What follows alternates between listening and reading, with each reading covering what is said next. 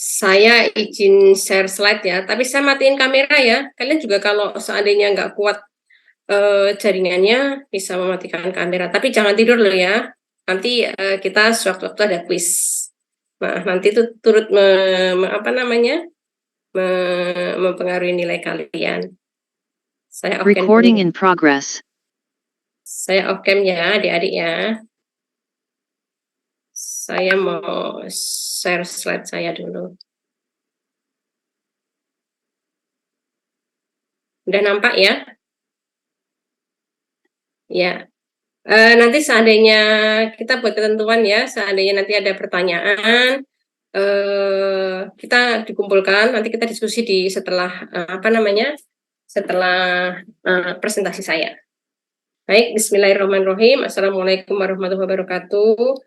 Adik-adik sekalian, calon kolega saya, pagi ini saya akan menyampaikan ilmu tentang perkenalan tentang farmakologi. Di dalamnya nanti kita juga akan membahas tentang interaksi obat dengan senyawa biomolekul.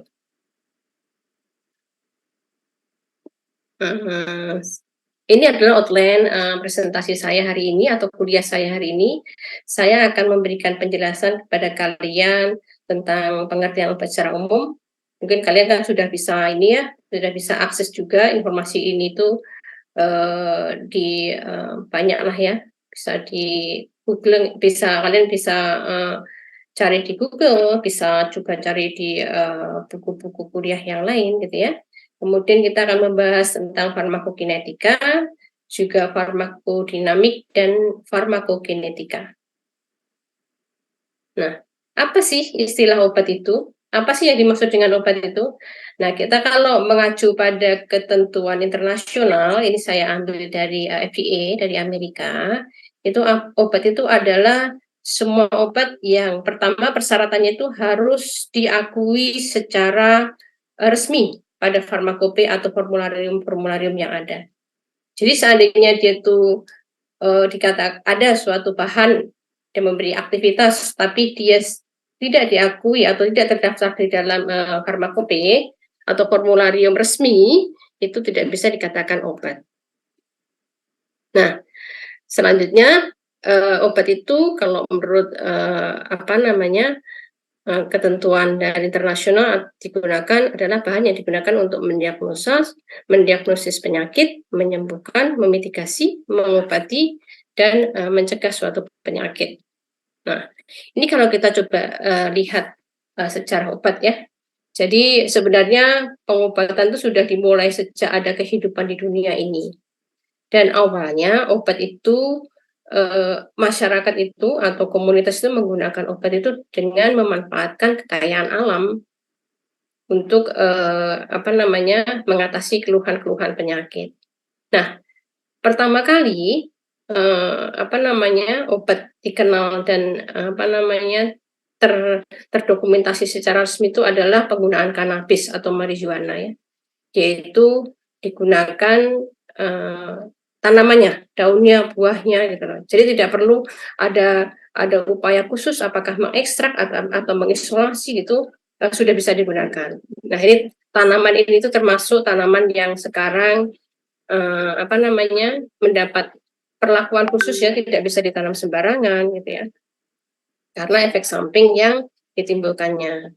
Nah, mulai menggunakan obat-obat sintetik itu sekitar tahun pertengahan abad ke-19 ya, tahun 1800-an, itu dengan sintesis yang pertama itu klorhidras.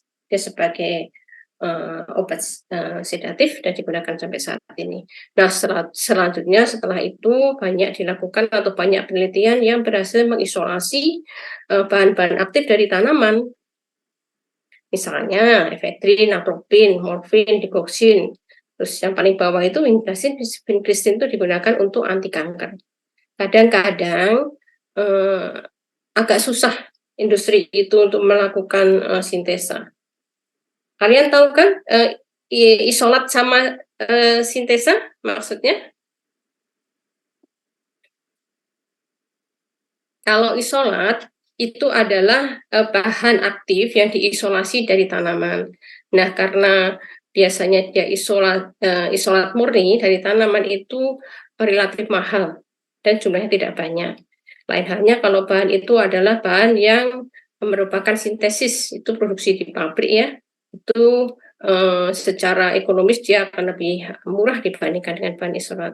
Cuma beberapa bahan obat itu tidak bisa diisolasi, maaf, tidak bisa disintesis, walaupun harganya murah karena kekomplekan struktur kimia yang ada di obat tersebut.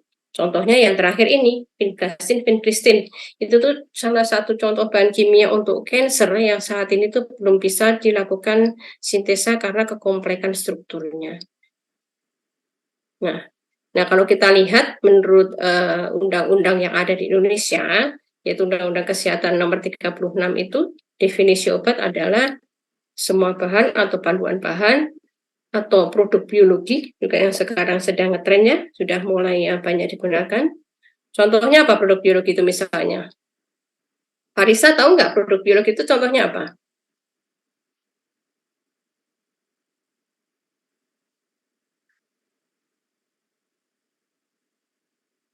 Apa Farisa?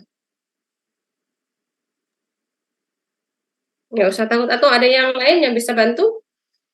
Ahmad Widatul Firdaus, produk biologi yang ada yang digunakan untuk obat itu misalnya apa?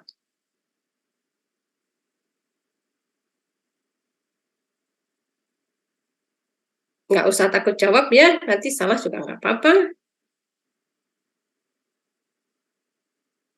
Vaksin ya, kalian kemarin udah di booster nggak? Dapat vaksin nggak? Nah itu salah satu produk biologi.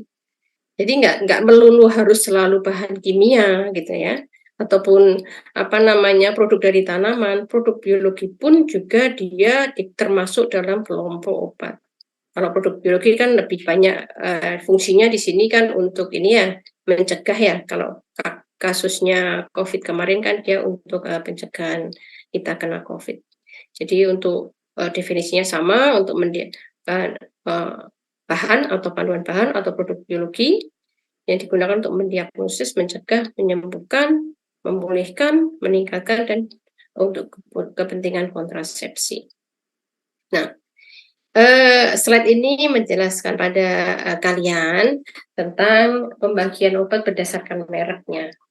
Jadi kalau kalian jalan-jalan ke toko obat gitu ya, atau ke apotek gitu ya, suka menemuin ada obat tulisannya generik di ininya. Itu namanya adalah obat generik berlogo. Biasanya dia kandungan senyawanya itu atau kandungan bahan aktifnya itu dengan namanya itu sama. Jadi misalnya dia paracetamol, tulisannya ya paracetamol. Gitu. Nah, gimana dengan harganya? Biasanya lebih murah ya. Dan karena kenapa kok dia lebih murah? Karena tidak ada promosi dari pabrik ya. Kemudian dia juga kemasannya lebih sederhana. Ini kan produk-produk dari pemerintah ya, gitu. Apa namanya obat yang diproduksi oleh pabrik di nasional itu atas instruksi dari pemerintah umumnya. Nah, kalau Mitudrug adalah obat generik tapi dia dikasih merek. Misalnya apa? Misalnya ini saya sebut merek ya, kalau adik-adik menemukan merek Sanmol, itu istrinya kan juga paracetamol, tapi di depannya dikasih merek bukan paracetamol, tapi Sanmol. Nah, ini sebenarnya bukan obat paten ya. Dia adalah obat itu atau Mitudrug, dan dari sisi harganya dia relatif lebih mahal daripada obat generik berlogo. Karena apa? Biasanya ada promosi. Kan kalian suka lihat ya, ada promosi-promosi obat di TV gitu ya. Itu termasuk salah satu komponen biaya yang menyebabkan harga obat itu mahal. Nah, yang terakhir adalah obat paten. Obat paten itu dia diproduksi oleh pabrik farmasi yang menemukan.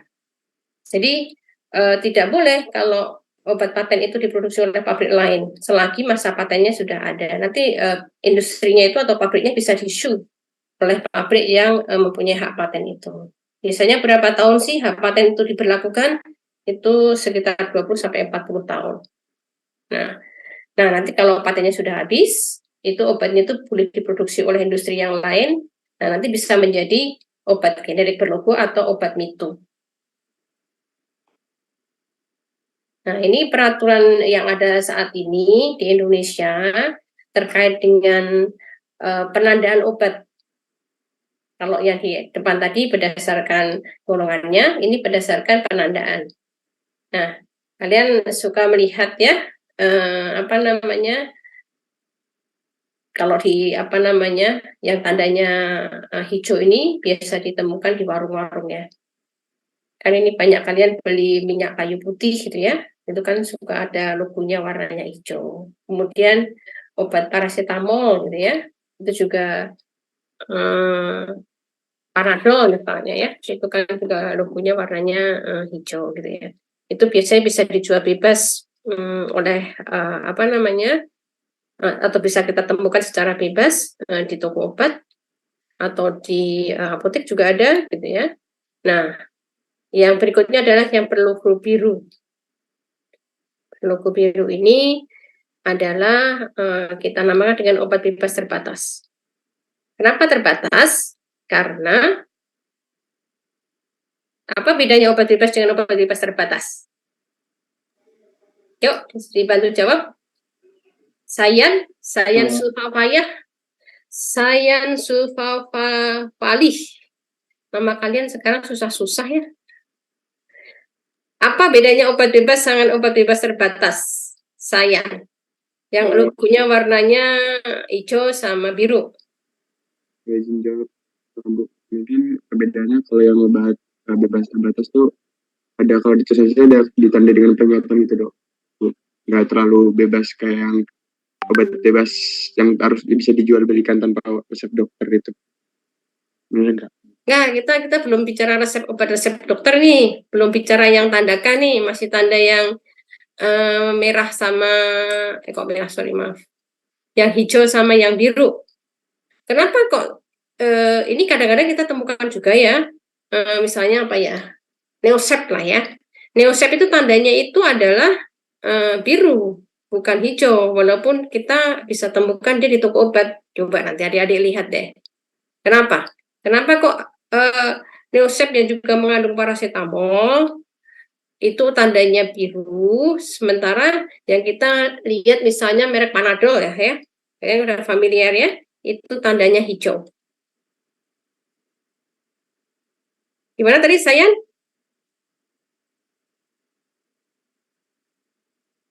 Contohnya biar gampang gitu deh.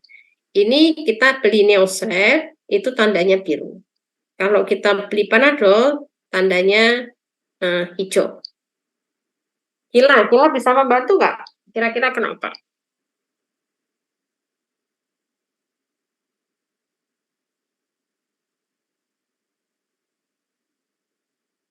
Gak apa-apa, jawab aja.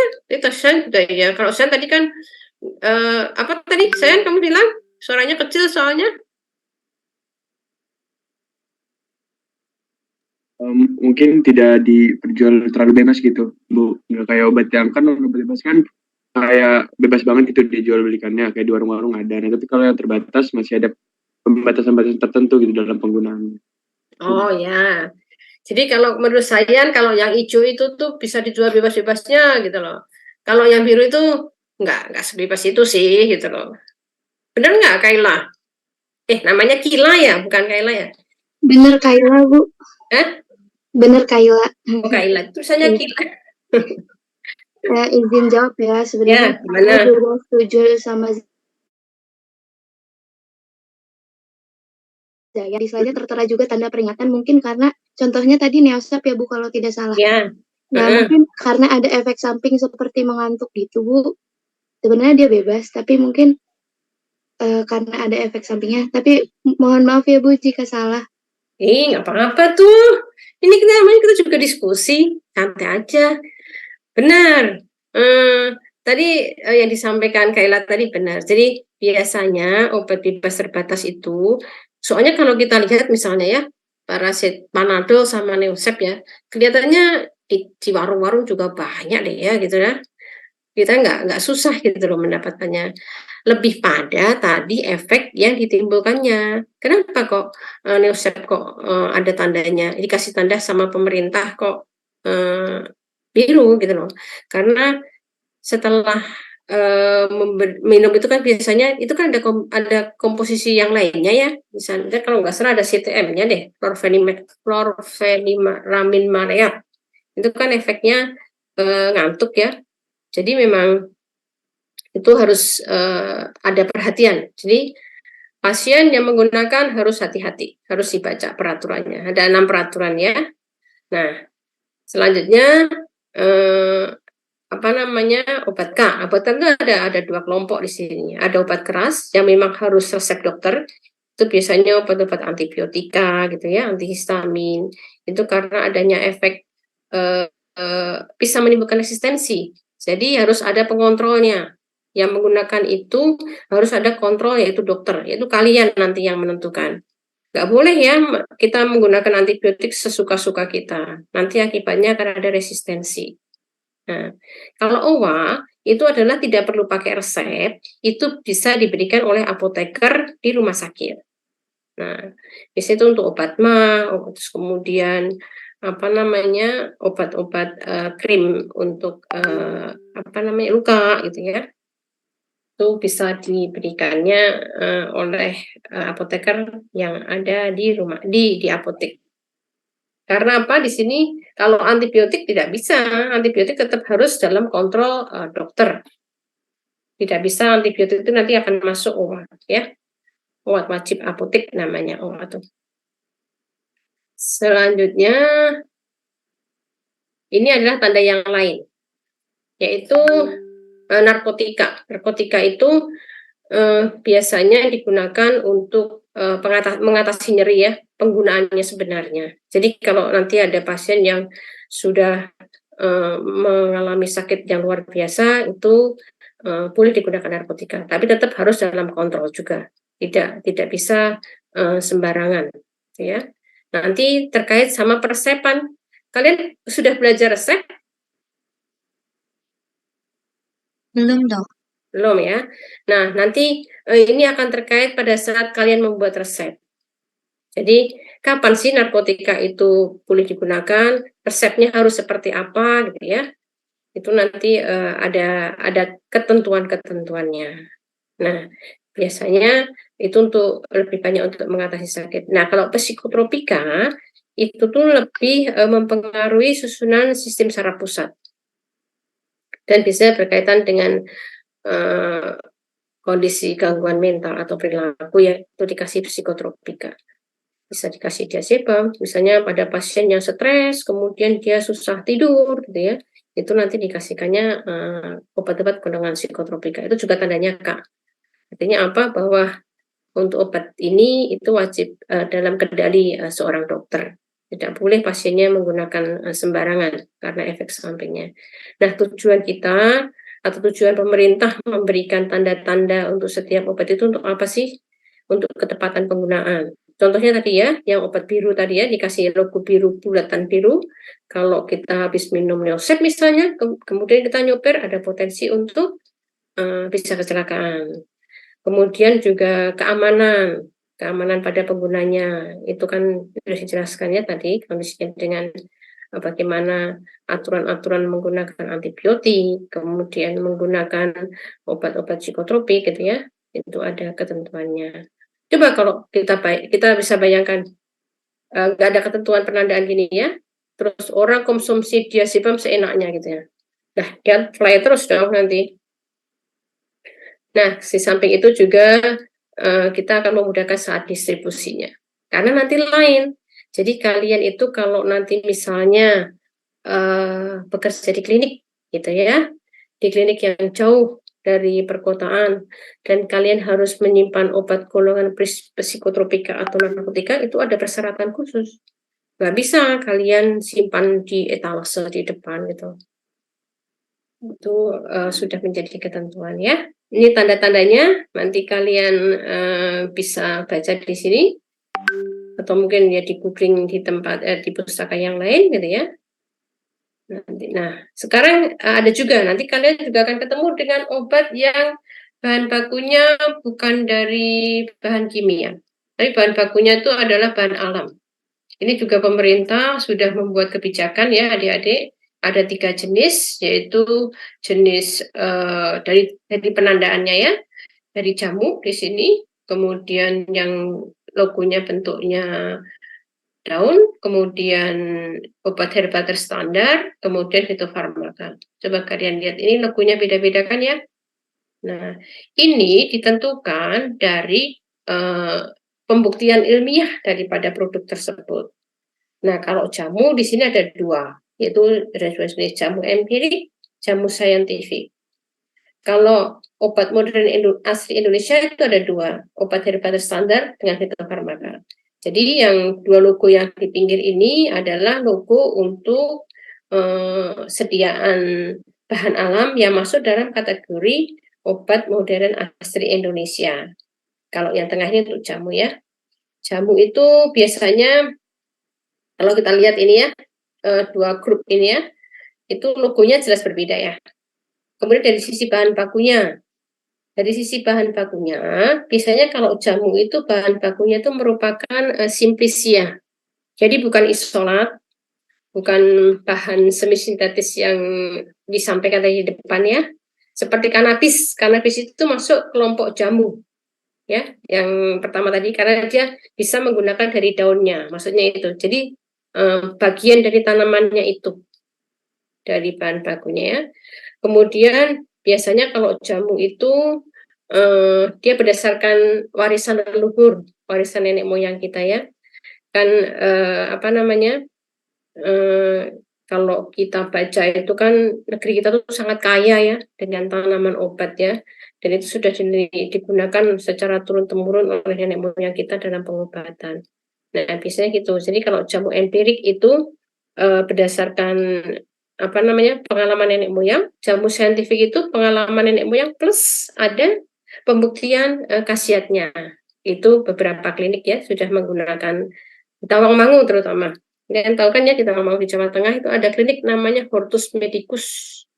Dia menggunakan pengobatan ke pasien menggunakan bahan-bahan alam seperti daun, akar, batang, buah seperti itu. Nah, kalau obat modern asli Indonesia biasanya bahan bakunya itu berupa ekstrak. Ekstrak itu adalah tanaman itu disari menggunakan pelarut organik gitu ya, bisa air, bisa pelarut organik, kemudian dikeringkan, kemudian dibentuk menjadi sediaan. Bisa kaplet, bisa kapsul gitu ya. Tapi kalau jamu tadi itu bentuknya masih berupa daun, akar gitu ya. Nanti dikemas di plastik biasanya, terus ditakar per gram-gram dari masing-masing. Kalau dia merupakan kombinasi ya ada isinya temulawak, rimpang temulawak, ada isinya herba sambiloto gitu ya. Tapi kalau obat modern asli Indonesia itu bentuknya sudah seperti sediaan yang ada yang kalian kenal, kayak kaplet, kayak kapsul ya. Terus kalau obat herba standar itu harus ada pembuktian pada hewan, namanya uji preklinis ya, khasiat dan keamanannya. Nah, kalau fitofarmaka sama obat herba terstandar, tapi pengujiannya lebih tinggi lagi. Dia pengujiannya kepada manusia. Nanti kalian akan belajar juga ya sampai tahap bagaimana sih uji klinis. Itu pelajaran nanti berikutnya. Ini kalian cukup tahu aja. Nah, sekarang pertanyaannya. Tadi kita sudah membahas tentang obat. Gimana sih sebenarnya obat itu supaya dia itu memberikan efek sesuai dengan mau kita gitu ya. Misalnya kita pakai mengkonsumsi paracetamol. Gimana sih obat itu bisa bermanfaat untuk seperti yang kita maksudkan untuk mengurangi rasa sakit kepala gitu ya. Jadi ada beberapa hal yang harus diperhatikan ya untuk bisa memberikan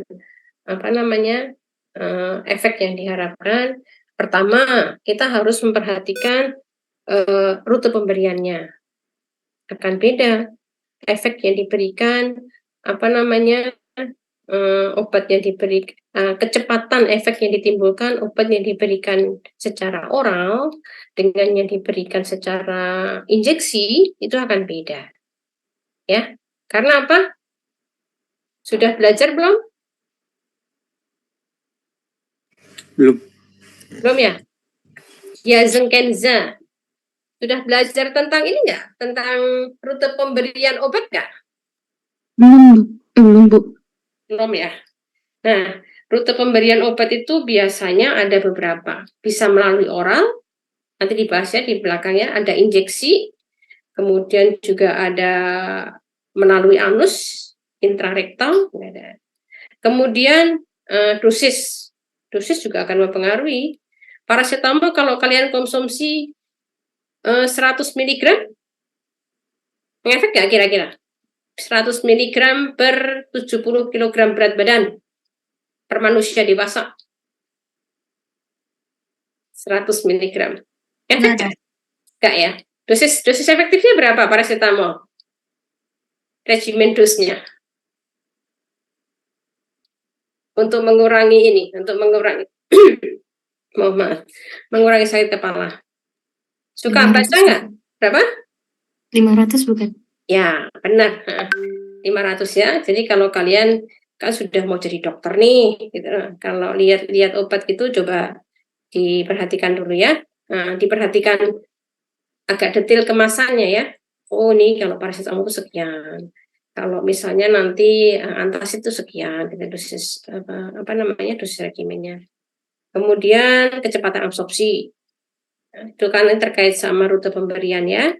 Terus kemudian bagaimana obat itu begitu masuk di metabolisme dan didistribusikan. Itu juga akan mempengaruhi apa namanya khasiat yang ditimbulkannya. Nah, bagaimana kalau nanti kita obat itu kita berikan bersama-sama dengan obat yang lain? Nah, itu akan terkait dengan interaksi dia dengan reseptor yang sesuai. Juga yang akan mempengaruhi efektivitas obat itu adalah ekskresinya, kecepatan ekskresinya. Jadi kecepatan dia dikeluarkan itu akan mempengaruhi juga efektivitas yang ditimbulkan. Nah, ini adalah bagan. Jadi kalau kita mengkonsumsi obat itu yang harus kita perhatikan tadi itu untuk sampai menimbulkan efek itu adalah aspek obatnya itu sendiri, kemudian bagaimana nasib obat di dalam tubuh, kemudian bagaimana interaksi obat tersebut dengan reseptor, dan apakah ada sih gitu loh variasi genetis di antara manusia penggunanya. Itu juga akan mempengaruhi efektivitas obat di dalam tubuh. Jadi kalau obat itu kita berikan secara peroral, nanti itu dalam saluran cerna ini ya, tablet misalnya ya bentuknya ya, padat ya, dia harus pecah dulu menjadi granul, kemudian dia harus pecah juga menjadi partikel-partikel yang lebih kecil, terus kemudian dia harus larut untuk diabsorpsi. Kalau farmakokinetik, kita akan belajar tentang bagaimana administrasi, absorpsi, distribusi, metabolisme, dan ekskresi obat. Ya, nanti kita bahas secara agak mendetail di belakang. Nah, kita akan membahas tentang farmaseutik, yaitu sediaannya. Di sini adalah farmaseutik itu merupakan disiplin ilmu khusus yang mempelajari pembuatan dan penyerangan obat. Jadi bagaimana obat itu dibuat, kemudian bagaimana standarisasinya, kemudian bagaimana mencampurkannya satu bahan aktif dengan bahan tambahan, sehingga mendapatkan suatu sediaan akhir yang memenuhi persyaratan. Nah, biasanya secara farmaseutik, secara bentuk sediaan itu kita bisa bagi menjadi beberapa kelompok, yaitu bentuk sediaan akhir ya, itu bentuknya cairan. Ada larutan ya di situ, kemudian ada suspensi emulsi. Ini pelajaran kimia deh, kalau nggak salah di SMA. Kalau bedanya apa nih, larutan, suspensi, sama emulsi? Nadia Aisyah, namanya 3. Bedanya apa ini? Larutan, suspensi, sama emulsi. Masih kan nggak pelajaran SMA nih?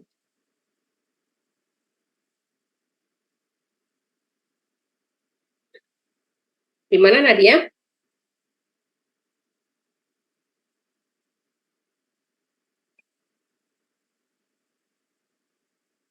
Ada yang jadi sukarelawan membantu, Nesa?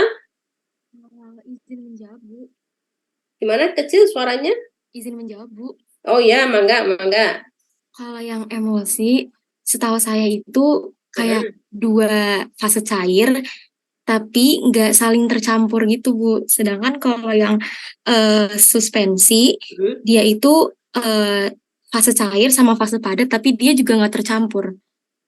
Kalau larutan mungkin kayak tercampur gitu, Bu, antara fase cair sama padat. Setahu saya seperti itu, Bu. Mohon maaf kalau salah. Ya, udah benar itu. Jadi kalau larutan itu biasanya bahan aktifnya, bahan obatnya itu terlarut dalam pembawa. Nanti kalian ada kuliah agak detail. Kalau suspensi itu bahan aktifnya biasanya padatan, tapi dia tidak larut dalam pembawa. Kalau obat kan tubuh kita tuh kan air ya, komposisi utamanya ya, komposisi utama tubuh kita ya. Biasanya pelarutnya yang ideal itu memang air gitu.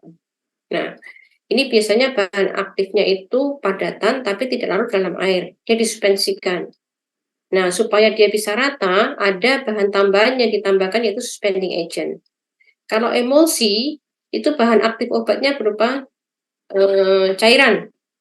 Misalnya minyak ikan.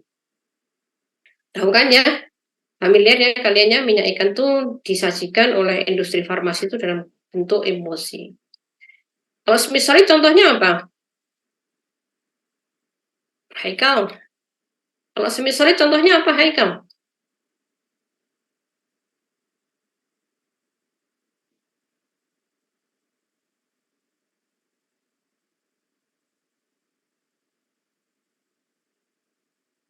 Seperti gel bukan? Ya, benar. Semisal itu bisa jet, bisa salep, bisa krim, dissolution gitu ya. Nanti juga akan belajar kalau padat itu biasanya kempah itu kayak kaplet, tablet, kemudian bisa powder kan ada ya, bentuk sediaan resep ya. Nanti kalian akan belajar ini, terus kemudian kapsul juga padat. Nah, obat itu biasanya berupa dari sifat kimianya itu adalah asam lemah atau basa lemah. Obat itu nggak mungkin ya asam kuat gitu ya, atau basa kuat itu enggak. Karena kalau kuat dia nanti akan begitu masuk ke tubuh kita dia iritasi. Misalnya kita berikan ke mulut aja dia udah mengiritasi epitel-epitel mulut. Jadi memang obat itu oleh industri farmasi itu didesain dia itu sifatnya kalau nggak asam lemah ya basa lemah. Gitu. Nah biasanya dia itu akan terion sifatnya itu. Dia akan terion di dalam air. Nah, derajat ionisasi ini nanti tergantung pada kondisi di mana dia terion. Biasanya kalau kita berikan secara oral, karena lambung kita tuh asam, nah itu biasanya obat-obat yang apa yang lebih mudah terion dalam kondisi asam lambung tuh. Masih ingat nggak pelajaran kimia SMA? Lira, kalau kita konsumsi obat misalnya asam lemah atau basa lemah, secara oral, di dalam lambung mana yang lebih mudah terion? Apakah asam lemah atau basa lemah?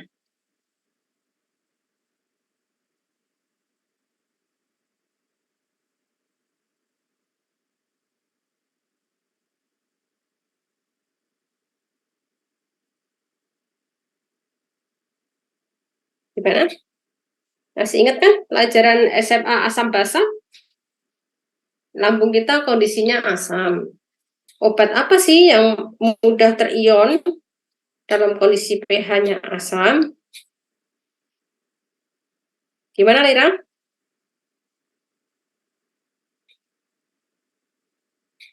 Ayo, ada sukarelawan ya? Gimana, Lira?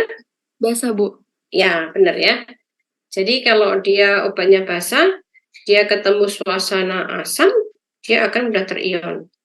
Nah, sementara yang bentuk diabsorpsi itu adalah obat-obat yang dalam keadaan tidak berion. Jadi kalau obat yang mudah terabsorpsi tadi, obat asam lemah atau basa lemah? Dalam kasus yang seperti saya sampaikan di depan tadi. Asam lemah dong. Ini, ada orang konsumsi asam lemah sama basa lemah. Dibentuk dalam bentuk obat ya, kemudian dikonsumsi secara oral. yang lebih cepat diabsorpsi di lambung yang mana? Apakah yang asam lemah atau yang basa lemah? Basa lemah. Bagus. Ya, siapa tadi yang jawab? Lutfi, Dok. Oke, ya. Basa lemah, benar. Kenapa? Kok yang lebih mudah diserap itu yang bentuk yang non ion? Mungkin karena bentuknya lebih sederhana. Enggak juga, kurang tepat. Tapi nggak apa-apa, ayo coba lagi. Nanti itu terkait sama kuliah selanjutnya. Jadi saya menjelaskan tuh ternyata kalian sudah paham ya gitu loh. Enak nanti agak nyambung. Maksudnya pada slide berikutnya. Ini terkait sama ini ya. Nah, terkait sama pelajaran biologi SMA. Biasanya sel-sel epitel yang melapisi saluran cerna itu kan adalah lebih banyak airnya, lebih banyak lemaknya. Air. Bukan. Kalau lapisan sel epitel, kalau air itu kan seluruh komponen tubuh kita.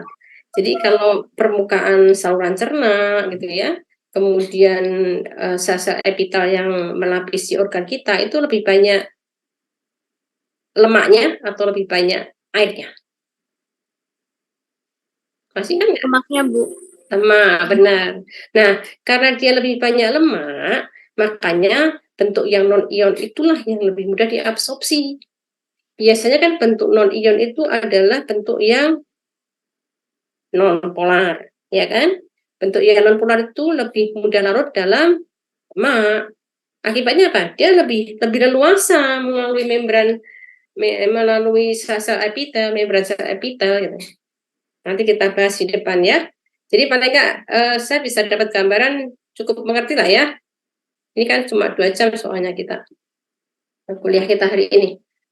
Nah, tadi ya udah saya jelaskan ya tentang farmakokinetik itu ada ilmu yang mempelajari bagaimana obat itu dalam darah ya, mulai dari dia diabsorpsi tadi di saluran cerna, kemudian didistribusikan di darah, begitu masuk ke darah didistribusikan.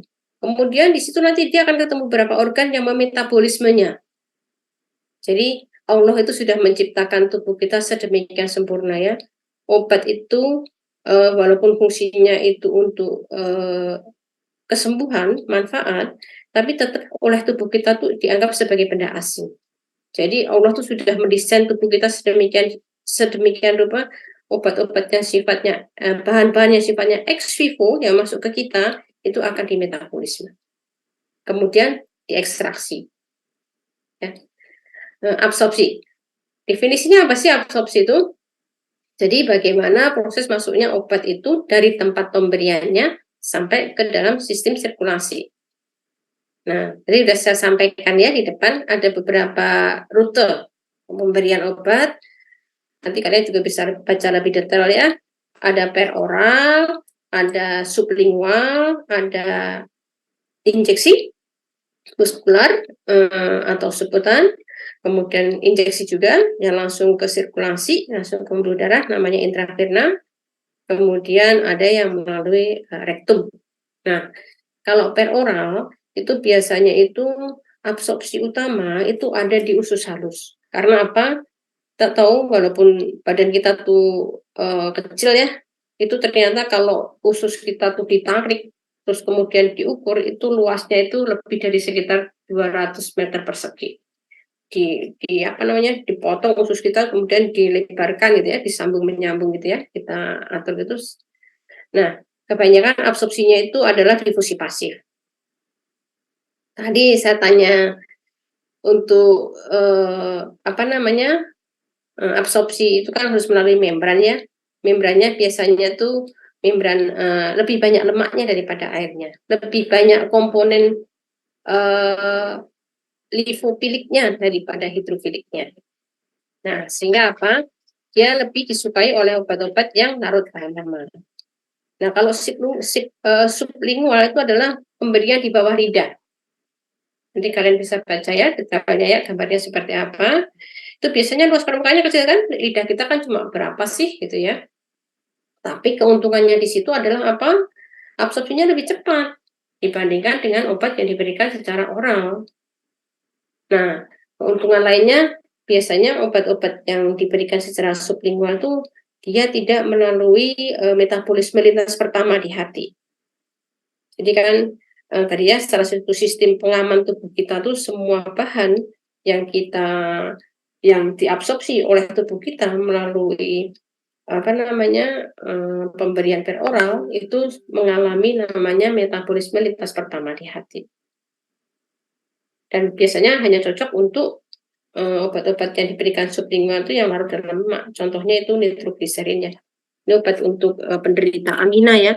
Jadi karena efeknya itu tuh dibutuhkan cepat untuk pasien-pasien yang debar-debar jantungnya yang tidak terkontrol, itu perlu obat-obat yang bekerja dengan fast action di sini. Jadi diberikan secara sublingual. Nah, kalau intramuskular itu adalah diberikannya melalui injeksi ya, tapi tidak sampai masuk ke sirkulasi.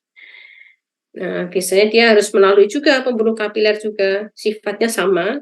Semua membran kapiler itu adalah bilayer. Jadi komposisi lemaknya lebih banyak dan mekanismenya karena dia lebih sederhana di sini pembuluh kapilernya dia ada dua mekanisme yaitu difusi aktif dan dia melalui celah-celah antar sel epitel. Untuk obat-obat yang sifatnya larut air ya. Jadi bisa juga obat larut air itu masuk ke sirkulasi, tapi untuk pemberian lebih bagus itu secara intramuskular atau subutan. Kalau diberikan secara injeksi ya. Kalau intravena bisa langsung ke sirkulasi, tidak ada gangguan. Dan ini biasanya tidak melalui sistem metabolisme lintas pertama di hati, intravena. Kalau intrarektum melalui anus ya, ini itu luas permukaannya memang sempit ya dibandingkan dengan rute yang lain, dan 50% itu obat akan mengalami metabolisme lintas pertama di hati. Jadi itu ada dua vena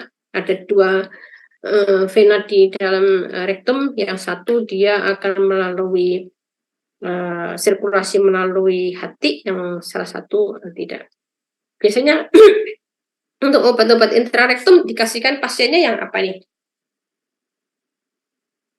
Kenapa sih kok sampai repot-repot amat gitu loh industri farmasi itu membuat obat intrarektum? Yuk, siapa? Izin jawab dok, saya Lutfi. Mungkin agar ini kan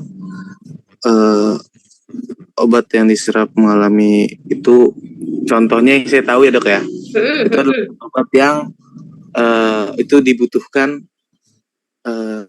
dengan cepat gitu loh, tetapi tidak melalui intravena. Seperti contohnya, misalkan obat panas, demam tinggi gitu, bisa menggunakan intrarektum agar si pasiennya ini dia cepat turun panasnya dengan cara obat tuh diserap lebih cepat lewat intrarektum. Itu yang saya tahu dok ya, maaf kalau salah.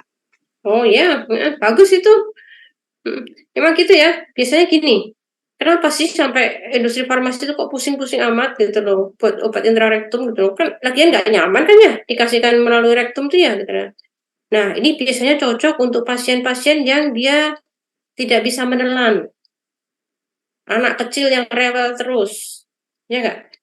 Anak kecil yang, kalau kalian punya adik ya, adik masih kecil gitu ya, adik bayi gitu, itu kalau diberikan secara oral kan suka dia muntah lah gitu ya.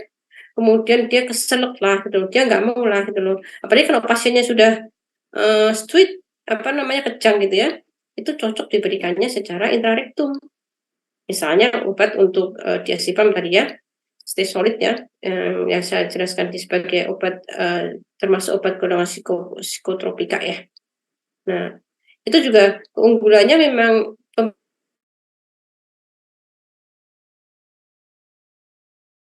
pemberian nggak melalui proses yang lama seperti di pemberian oral ya, gitu.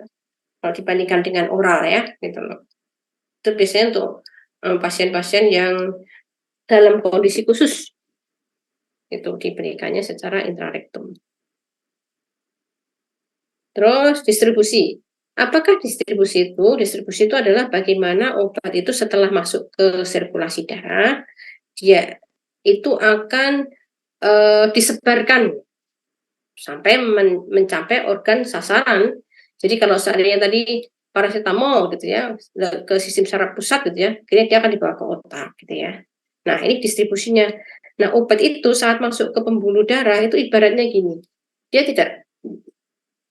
tidak bisa sendirian kemana-mana gitu ya, pergi sendiri gitu loh, tiba-tiba langsung ke otak gitu loh.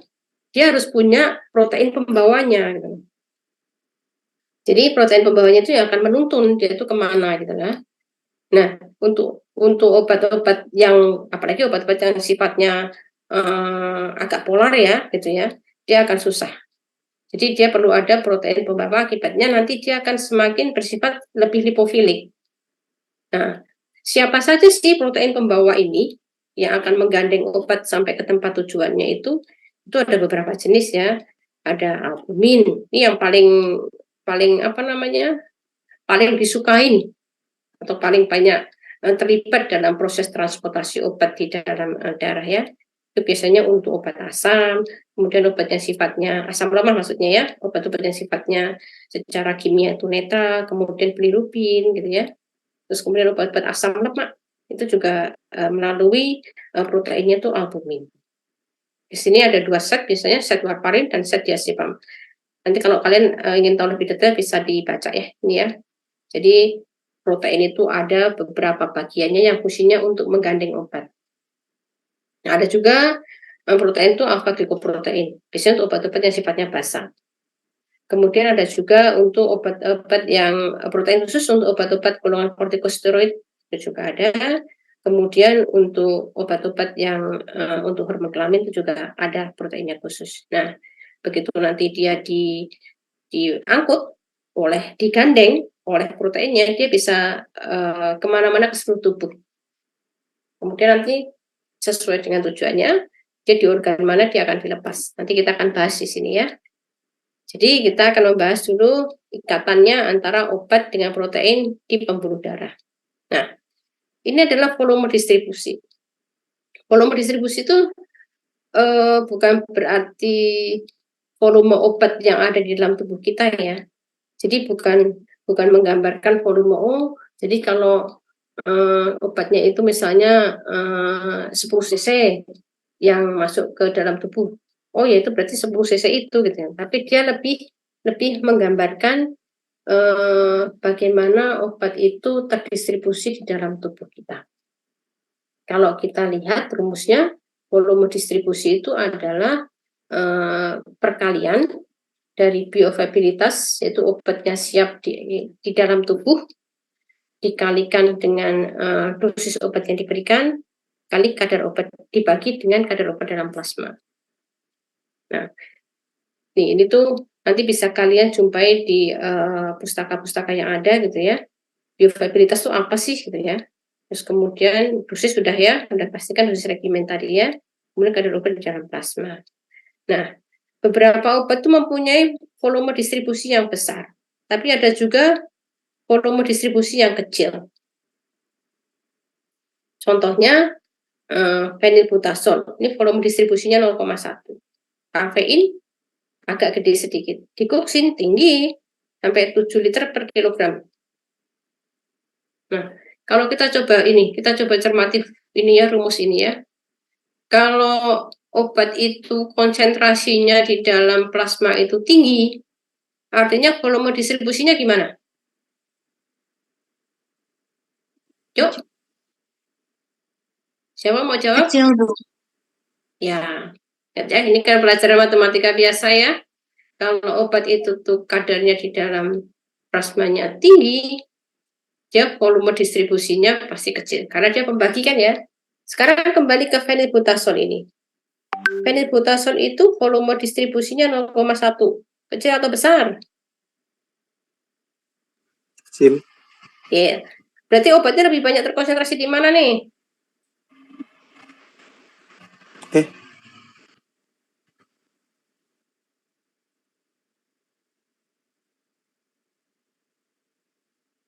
Nah, tadi kita sudah ini ya. Obat itu kan nanti dia bisa masuk ke jaringan ya. Ya kan? Jadi begitu obat itu tuh dibawa oleh protein, dia nanti akan ketemu ke jaringan, dia juga akan masuk ke jaringan ini. Di sini kan dia juga bisa apa namanya, di sini kan juga ada cairan juga. Jadi dia potensi untuk dia akan dilepas obatnya, dia masuk ke jaringan. Nah, kalau di sini kita kembali ke sini. Kalau volume distribusinya kecil, berarti obat lebih banyak di plasma atau enggak? Iya dok, lebih banyak di plasma. Iya, lebih banyak di plasma. Katanya tadi kalau ini kecil itu harus konsentrasi dalam plasmanya gede. Tadi siapa yang jawab tuh? Tadi kan katanya kalau dari rumus ini, kalau obatnya dalam plasma itu banyak gitu ya, berarti volume distribusinya kecil. Kalau volume distribusi kecil, berarti obat lebih banyak di mana? Di plasma atau tidak? Plasma, Dok. Lebih banyak di? Bener tadi. Kau jadi bingung. Sudah sarapan belum nih kalian? Jangan-jangan belum sarapan. Jadi kalau obat itu volume distribusinya kecil, dia lebih banyak di plasma. Kan tadi ini kan katanya volume kalau plasmanya tinggi ini. Ini juga kalau phenylbutazol sama kafein lebih banyak di plasmanya yang mana? Yang Phenylbutazol. yang fenil benar. Kalau dengan digoxin lebih banyak di mana? Kafein. Enggak, fenil sama digoxin. Fenil. Fenil. Jadi ini lebih banyak kalau dia rendah, berarti dia lebih banyak di plasma, ya enggak? Nah, kalau dia tinggi, berarti obatnya di mana tuh kalau nggak ada banyak di plasma?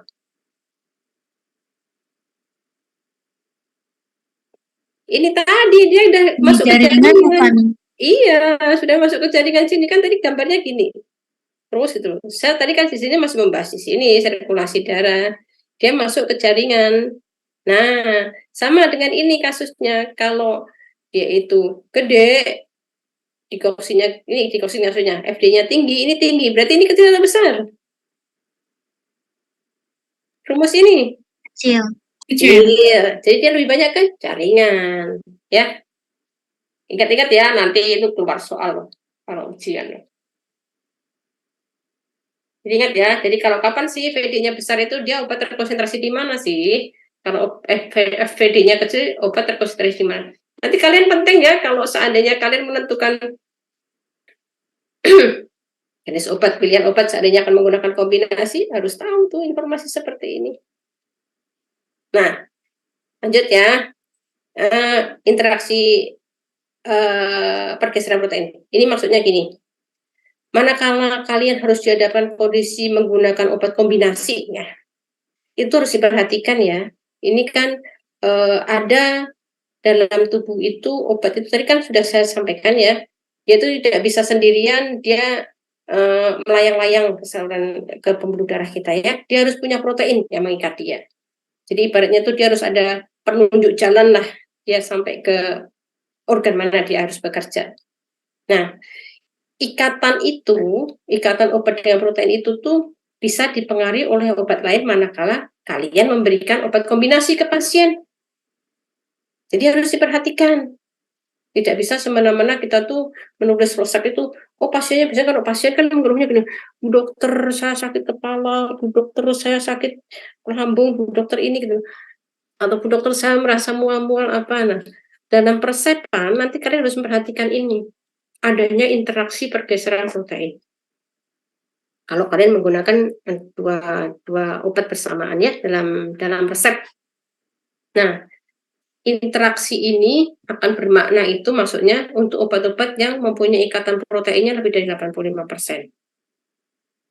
Jadi kalau kalian memberikan obat, misalnya obat A sama obat B, obat A itu mempunyai ikatan dengan proteinnya itu dia suka sekali dengan protein itu 85%. Jadi artinya dia itu 85% terikat sama protein.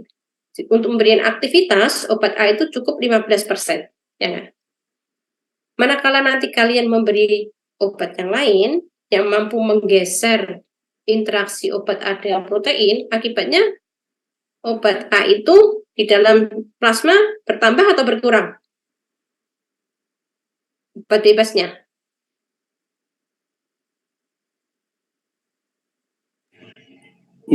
bertambah?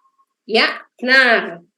Misalnya tadi dia kan si obat itu sifatnya 15% itu cukup memberi aktivitas. Jadi kan tadi ya, di sini tadi ya, yang bisa masuk ke organ itu adalah obat-obat yang bebas ya. Jadi kalau masih gandengan gini dia itu tidak bisa masuk gitu loh, dengan protein. Manakala dia itu nanti ini, sekarang kita kembali ke slide ini.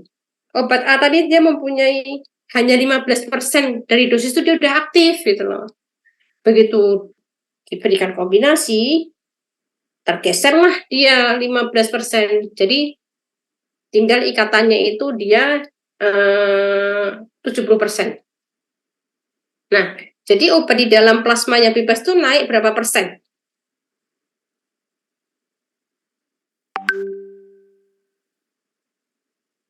Paham nggak? Masih bingung ya?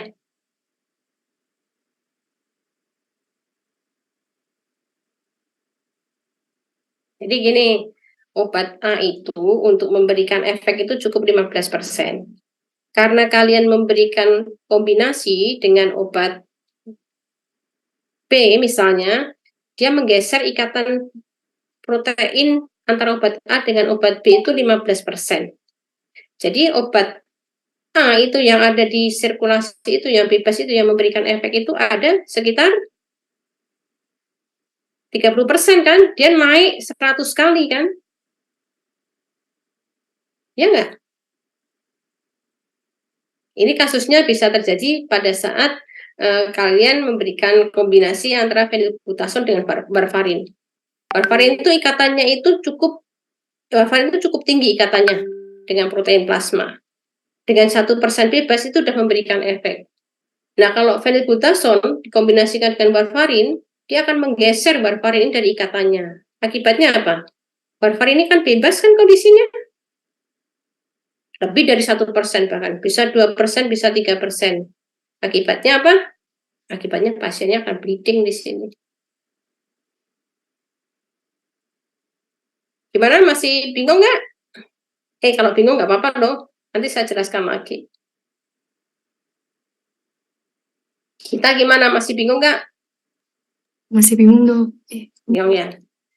Nanti misalnya gini, kasusnya ini ya, kalian menggunakan warfarin pasiennya ya, itu tuh dosisnya misalnya 10 mg.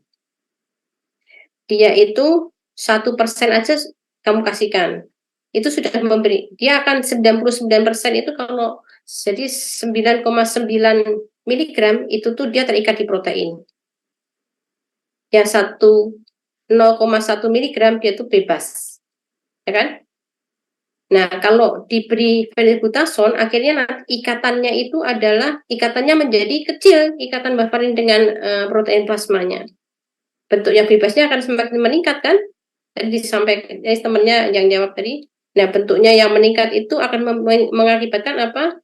Efek warfarin yang berlebihan, akhirnya efek samping yang muncul. Jadi sama ya dengan obat-obat yang lain. Interaksi protein itu terjadi manakala itu obat itu mempunyai ikatan dengan protein itu lebih dari 85%. Jadi yang bebas yang memberikan efek itu kan cuma kecil ya, cuma 15% ya. Nanti kalau seandainya itu digeser sedikit aja, yang bebas yang bentuk aktifnya akan lebih tinggi. Itu bisa memberikan efek samping. Dengan obat-obat yang volume distribusinya kecil. Jadi dia lebih banyak di plasma ya, sudah dijelaskan di atas tadi ya. Kemudian obat yang margin of safety-nya sempit. Nanti ini kalau masih bingung bisa diskusi kita ya. Nah, selanjutnya metabolisme. Metabolisme itu yaitu bagaimana proses mengubah obat tersebut menjadi bentuk yang mudah dikeluarkan oleh tubuh. Jadi seperti saya sampaikan tadi, obat itu adalah bahan asing yang sudah sifat alami kita tuh, tubuh kita tuh untuk mengeluarkan. Jadi metabolisme terhadap obat itu ada fase 1, ada fase 2. Kalau fase 1 tuh ada oksidasi, reduksi, hidrolisis. Hasilnya tuh bisa menjadi aktif, kurang aktif, atau tidak aktif sama sekali.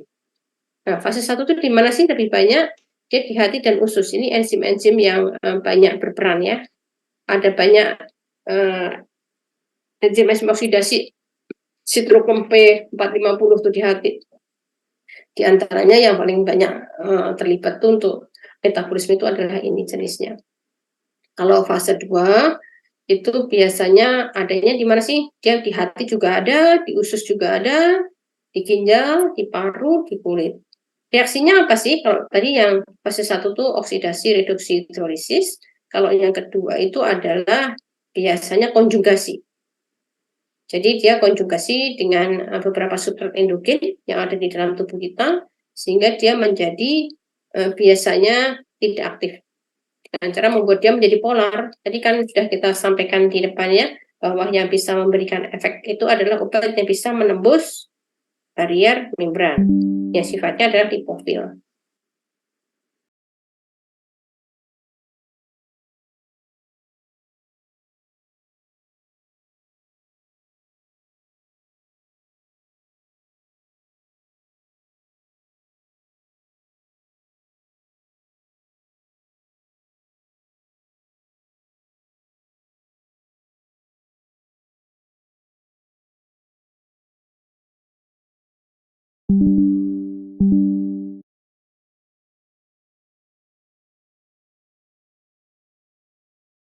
Banyak ditemukan di hati dan di usus. Substratnya biasanya itu, nah ini masih ingat ya pelajaran SMA. Jadi kalau enzim, dia itu kan enzim ya, yang metabolisme ya, dia itu mempunyai substrat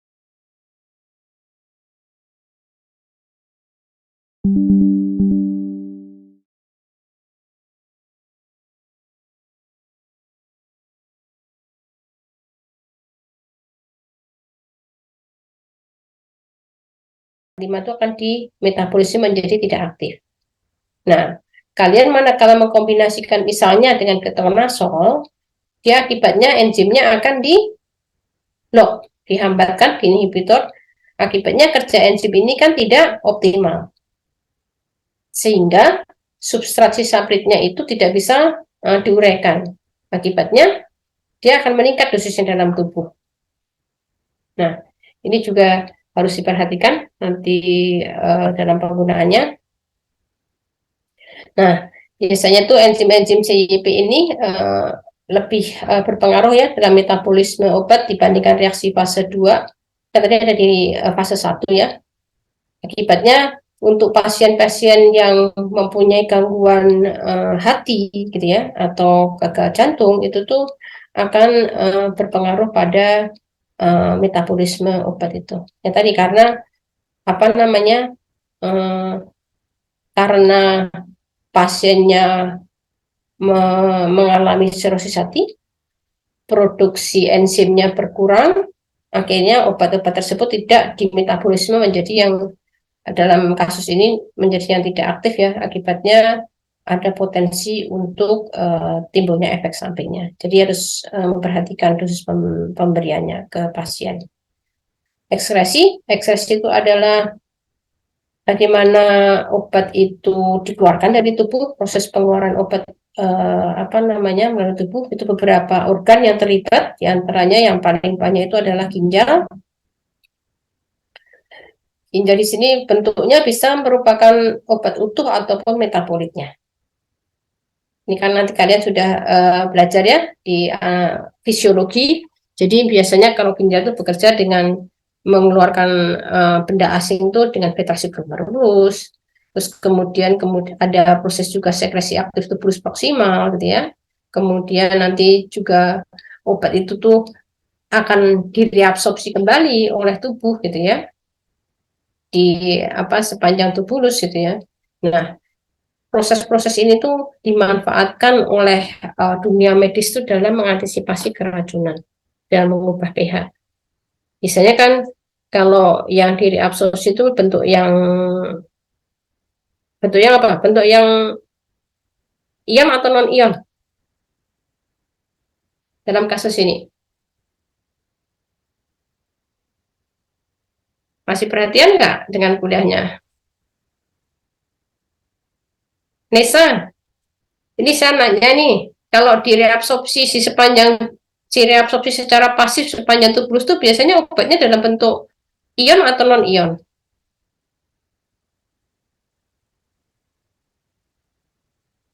Nesa tadi belum ditanya ya, belum kebagian pertanyaannya. Ion bukan dok. Kalau direabsorpsi secara pasif itu biasanya bentuknya dia itu non-ion, ya. Nah, makanya seandainya seseorang itu tuh nanti keracunan, itu bisa diubah menjadi bentuk ion dengan mengubah pH urin. Biasanya kalau orang keracunan basa, ya pH-nya dibuat menjadi asam, gitu ya, sehingga dia bisa dikeluarkan dari tubuh. Nah, biasanya pengurangan ekskresi melalui ginjal itu bisa dihitung ya, berapa jumlahnya itu nanti kalian akan belajar, yaitu dengan menghitung nilai bersihan kreatininnya, terus kemudian dapat digunakan untuk dasar penentuan dosis untuk pasien dalam kondisi tertentu. Ekskresi juga bisa melalui empedu. Biasanya dari empedu dia akan dibuang ke usus nanti obatnya dan direabsorpsi kembali, atau dia dibuang melalui feses. Nah, itu namanya siklus enterohepatik ya. Jadi obat dari kita makan, kemudian masuk ke hati dibuang ke empedu dibuang ke saluran ini kita, gastrointestinal kita, ke usus kita, nanti bisa direabsorpsi kembali. Kemudian ekskresi juga bisa melalui paru untuk obat-obat anestesi, dan beberapa obat biasanya bisa diekskresikan melalui saliva, keringat, gitu ya, ASI. Makanya harus hati-hati nih ya. Kalau nanti kalian punya pasien ibu aktif menyusui, gitu, harus diperhatikan apakah obatnya itu bisa keluar melalui ASI. Ya. Ini soalnya kan akan masuk ke bayinya karena dia aktif memberi ASI pada bayinya. Nah, sekarang kita masuk farmakodinamik. Tadi kan sudah ya, kita farmakokinetik sudah sampai ekskresi, ATME ya, absorpsi, distribusi, metabolisme, ekskresi. Sekarang farmakodinamik. Farmakodinamik itu adalah ilmu yang mempelajari bagaimana efek yang muncul dari obat yang diberikan pada pasien atau pada seseorang ya. Jadi manfaatnya apa sih mempelajari ilmu farmakodinamik itu? Kita bisa meneliti tentang khasiat utama obat. Obat kan biasanya tidak semua obat itu hanya memberikan satu khasiat ya. Bisa juga dia memberikan khasiat yang lain. Atau dia bahkan memberikan efek toksik. Misalnya kayak obat-obat kanker itu ya. Jadi di satu sisi dia bermanfaat, di satu sisi dia juga membunuh sel-sel sehat. Jadi kita fungsinya mempelajari farmakodinamik itu untuk melihat apakah efek utama suatu obat. Kemudian kita juga untuk mendapatkan informasi tentang interaksi obat dengan sel. Karena tubuh kita kan dari banyak sel ya, disitulah obat itu bekerja. Kemudian kita juga ingin dapat mengetahui informasi tentang pathway. Bagaimana sitokin apa atau proses apa sehingga obat itu tuh bisa memberikan efek yang diharapkan. Ini kalau kita lihat, kita ilustrasikan interaksi farmakodinamik itu adalah sebagai berikut. Jadi ada obat, drug di sini, R itu adalah reseptor, sehingga terbentuk interaksi obat dengan reseptor dan menimbulkan respon ini. Jadi kan biasanya respon itu udah di dalam ini ya, di organ ya. Nah, kalau kita lihat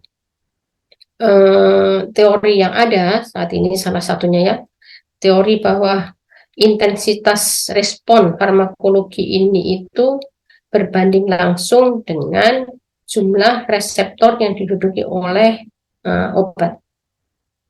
Jadi jumlah respon ini tergantung dengan kadar interaksi drug dengan reseptornya, gitu ya. Di sini dalam mempelajari interaksi obat dengan reseptor ini, kita ada istilah yang harus kita tahu, yaitu afinitas dengan efektivitas. Kalau afinitas itu kompleks antara obat dengan reseptor yang terbentuk, itu ukuran kapasitas suatu obat itu mengikat ke reseptornya. Ini ya. Jadi bagaimana akhirnya membentuk suatu kompleks, ukuran obat itu agonis ya, itu berinteraksi dengan reseptor untuk membentuk kompleks. Itu adalah afinitas. Semakin dia besar afinitasnya, berarti apa? Aktivitasnya semakin Besar. Nah, jadi gitu ya. Semakin dia mudah berinteraksi, semakin besar karena kompleks yang terjadi semakin banyak di sini. Sebaliknya kalau dia susah berinteraksi, ya semakin susah gitu loh. Nah, kita juga harus mengetahui istilah ini, efektivitas. Efektivitas adalah kemampuan daripada kompleks ini untuk memberikan respon yang diharapkan. Nanti ini banyak terkait di sini ya dengan reseptor-reseptornya. Nah, kita nih beberapa yang harus kita tahu ya kalau kita mempelajari farmakodinamik itu adalah beberapa istilah itu reseptor. Reseptor itu adalah dia termasuk makromolekul. Maksudnya makromolekul itu adalah dia protein umumnya ya, dan yang ada di dalam tubuh kita, di dalam sel-sel kita. Seluler makroprotein yang terlibat dengan pengikatan antara ligan. Ligan di sini itu bisa obat yang merupakan benda asing yang kita masukkan ke dalam tubuh, atau merupakan bahan-bahan yang sudah ada di dalam tubuh kita. Misalnya hormon, neurotransmitter itu kan sudah ada di dalam tubuh kita ya. Jadi kita akan dilengkapi dengan hormon-hormon itu ya. Jadi yang berikatan dengan reseptor itu tidak selalu harus obat. Hormon itu juga untuk memberikan efek, dia harus berikatan dengan reseptor gitu loh. Nah, ikatan itu antara ligan bisa obat yang istilahnya apa ya, kalau barang luar itu ya, eksogen. Barang eksogen ataupun barang-barang endogen yang ada di dalam tubuh kita dengan reseptor akan menginduksi beberapa signal-signal. Dan akhirnya di dalam sel tersebut dan akhirnya menghasilkan suatu efek. Nah, reseptor tuh di mana sih dia berada gitu loh? Dia bisa berada di membran, di dalam membran sel. Juga dia bisa berada di dalam sel atau di dalam sitoplasmanya. Nah, ikatannya gimana sih kalau kita lihat di sini ya? Ini kan reseptor ya. Ini obatnya. Nah, ikatannya itu tuh adalah spesifik. Bisa tinggi, bisa rendah gitu ya. Dan umumnya itu adalah reversible, jadi dia bisa lepas. Tidak berarti bukan ikatannya terus-menerus, itu enggak, dia bisa lepas gitu ya. Nah, fungsi reseptor tadi yaitu jelas ya untuk mengenali obat, terus kemudian dia akan mengikat obat itu dengan spesifitas yang tinggi tentunya. Hanya obat-obat tertentu yang cocok aja di sini. Kalau kita lihat ini yang bentuk relief ujungnya itu cocok dengan reseptor, dia akan berinteraksi. Nah, yang nggak cocok ya biasanya dia nggak bisa. Nah, selanjutnya setelah dia terjadi interaksi, apa sih biasanya yang terjadi gitu ya? Dia akan memberikan beberapa proses ya, chemical signaling ini ya, beberapa proses di situ seperti reseptor itu akan mengalami perubahan permeabilitasnya. Jadi kemudian nanti akan mempengaruhi konduktivitas ion. Jadi beberapa reseptor itu nanti akan terbuka, kemudian ionnya akan masuk ke dalam sel, itu mempengaruhi perbedaan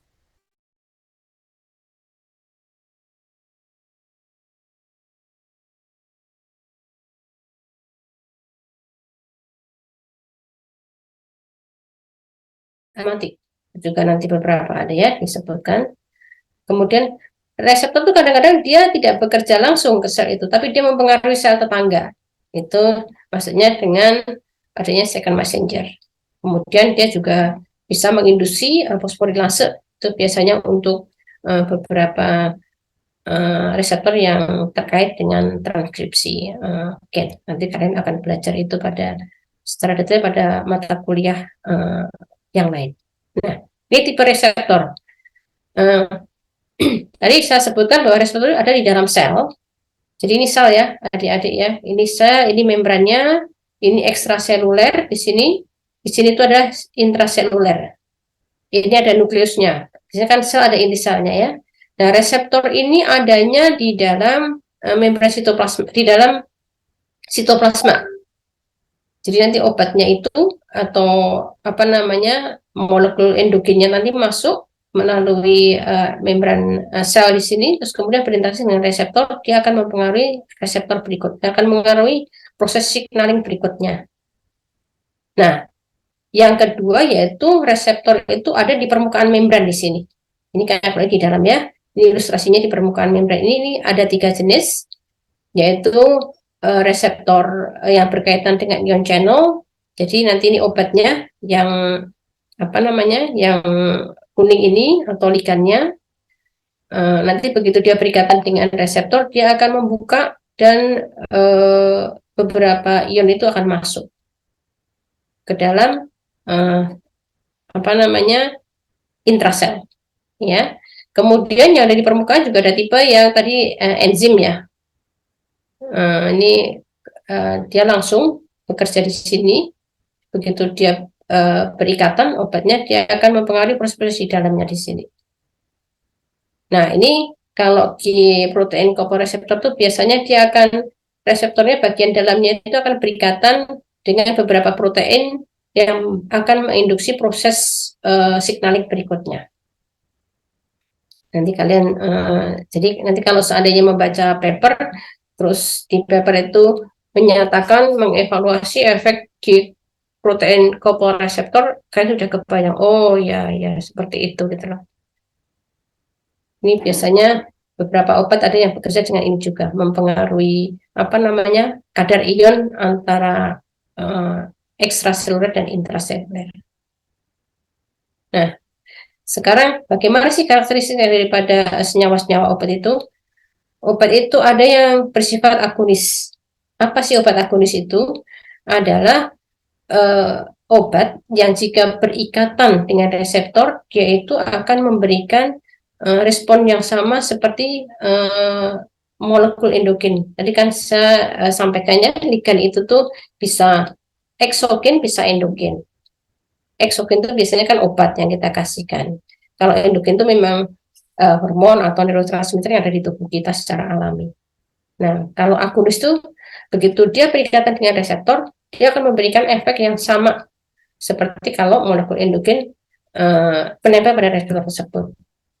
Kalau dia itu parsial agonis, berarti dia sifatnya adalah memberikan efeknya tidak sama atau mungkin lebih rendah dibandingkan dengan dia obat itu bersifat agonis. Kalau antagonis gimana? Kalau antagonis itu manakala obat itu atau molekul eksogen itu menempel pada reseptor, dia tidak menghasilkan efek seperti halnya molekul endogen itu berikatan dengan reseptor. Kalau ini tadi kan sama ya, agonis sama efeknya, ini adalah efeknya tidak sama. Nah, ada beberapa jenis nih antagonis tuh. Jadi antagonis kompetitif, non kompetitif, kemudian strong binding, weak binding gitu ya. Jadi biasanya yang umum di sini adalah kompetitif dan non kompetitif. Yang yang nanti akan dibahas lebih lanjut ya.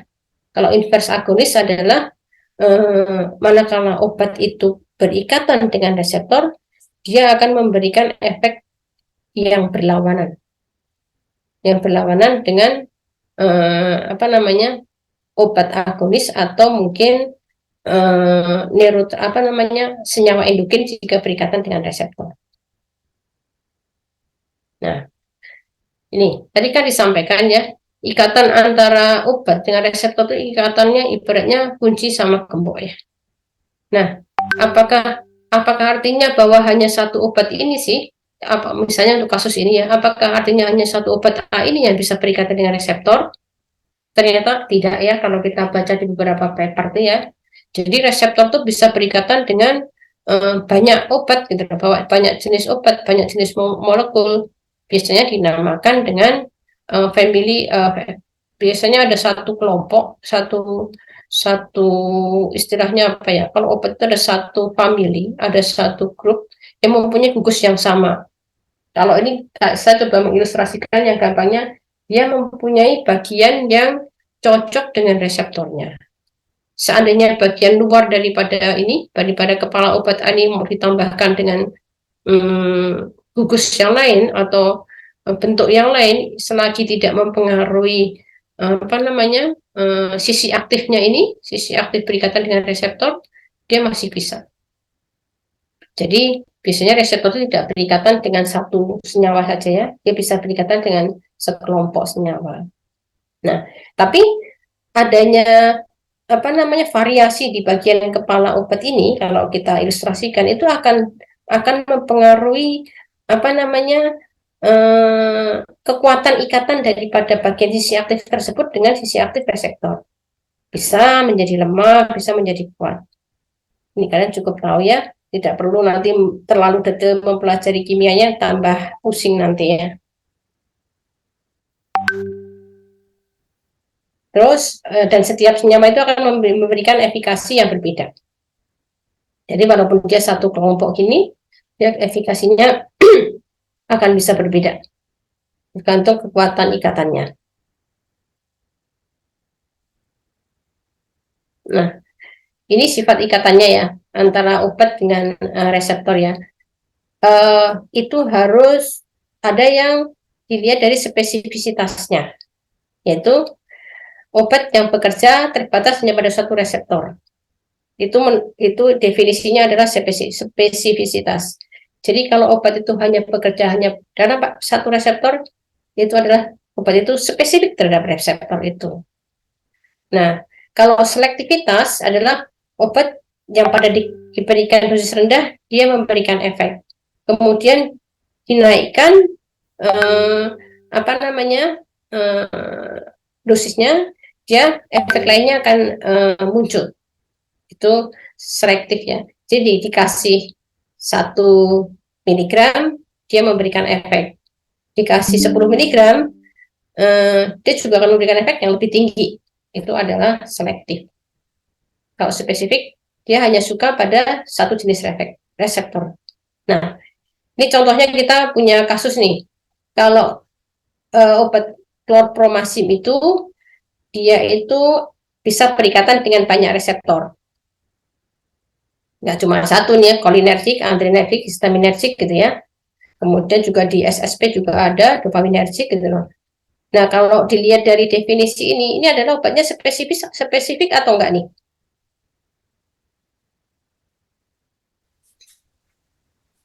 Masih ini enggak? Masih ikut kuliah enggak? Tidak, Dok. Tidak, Dok. Enggak ya? Itu. Jadi karena apa? Karena dia suka dengan banyak reseptor gitu loh. Dia juga, ini obat tuh ke sini juga ngikut, bisa berinteraksi, ke sini berinteraksi gitu ya. Itu biasanya dia tidak spesifik. Sebentar ya, punten.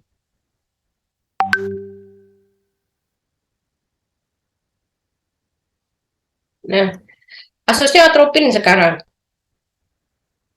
Atropin itu dia sifatnya beta blocker ya. Maaf, bukan. Atropin itu sifatnya dia memblok spesifik pada reseptor muskarinik. Nah, reseptornya itu ada di beberapa organ. Dia selektif nggak dia?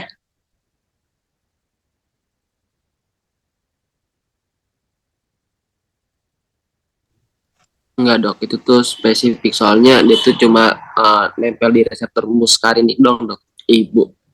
Iya. Iya ya. Dia nggak spesifik ya. Tapi dia selektif nggak? Dia spesifik memang. Dia hanya suka di reseptor muskarinik. Tapi dia selektif nggak? Selektif.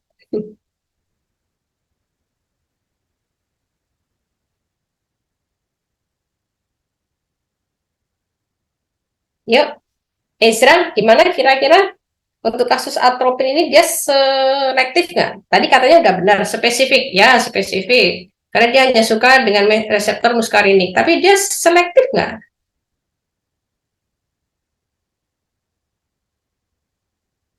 Nggak ya. Karena apa? Karena kan dia itu reseptornya ada di mana-mana. Jadi kalau dia dikasih dosis 1, dia bisa memberikan efek 10%. Tapi karena dia reseptornya di mana-mana, dia juga mungkin akan memberikan efek untuk bagaimana di mana dia reseptornya berada. Ekspresi selnya akan berbeda. Beda dengan salbutamol. Salbutamol itu apa? Dia itu spesifik untuk reseptor beta adrenergik dan reseptor ini hanya ada di bronkus. Nah, itu namanya dia spesifik dan selektif. Paham ya? Lanjut ya. Nah, ini adalah perhitungan matematis ya. Mungkin kalian nggak usah belajar bagaimana menurunkan rumus ini sampai mendapatkan nilai kekuatan afinitas ya. Tadi kan sudah dijelaskan di depannya, ini udah jadi ada rumusnya seperti ini. Kan kebutuhan kalian kan nanti hanya melihat nilai, kalau untuk kebutuhan treatment ke pasien tuh, oh bagaimana sih nilai KD-nya, atau bagaimana sih nilai PD2-nya gitu ya. Nah, ini ada dua parameter atau ada dua ukuran. Kalau kita melihat reaksi ini adalah afinitas dan disosiasi, konstans disosiasi. Jadi kan kita udah bahas ya, kalau dia afinitasnya tinggi, berarti dia responnya juga akan besar. Tapi ikatan antara obat, agonis obat ya, dengan reseptor itu kan umumnya kan kesetimbangan ya. Jadi begitu ini nanti perikatan, terus kemudian dia memberikan respon, kan reseptornya lepas nanti. Reseptor obat itu kan lepas kan, masuk ke sel, reseptornya dia akan berikatan lagi dengan obat. Jadi gitu terus sampai obatnya itu habis. Kalau konstanta disosiasi ini hitungan matematisnya adalah kecepatan dia memisah kembali dibagi dengan kecepatan dia terbentuk. Kalau afinitas, kecepatan dia terbentuk dibagi dengan kecepatan dia memisah kembali. Ini kekuatan afinitas itu kalau diturunkan rumusnya itu akan berbanding terbalik dengan konstanta disosiasi.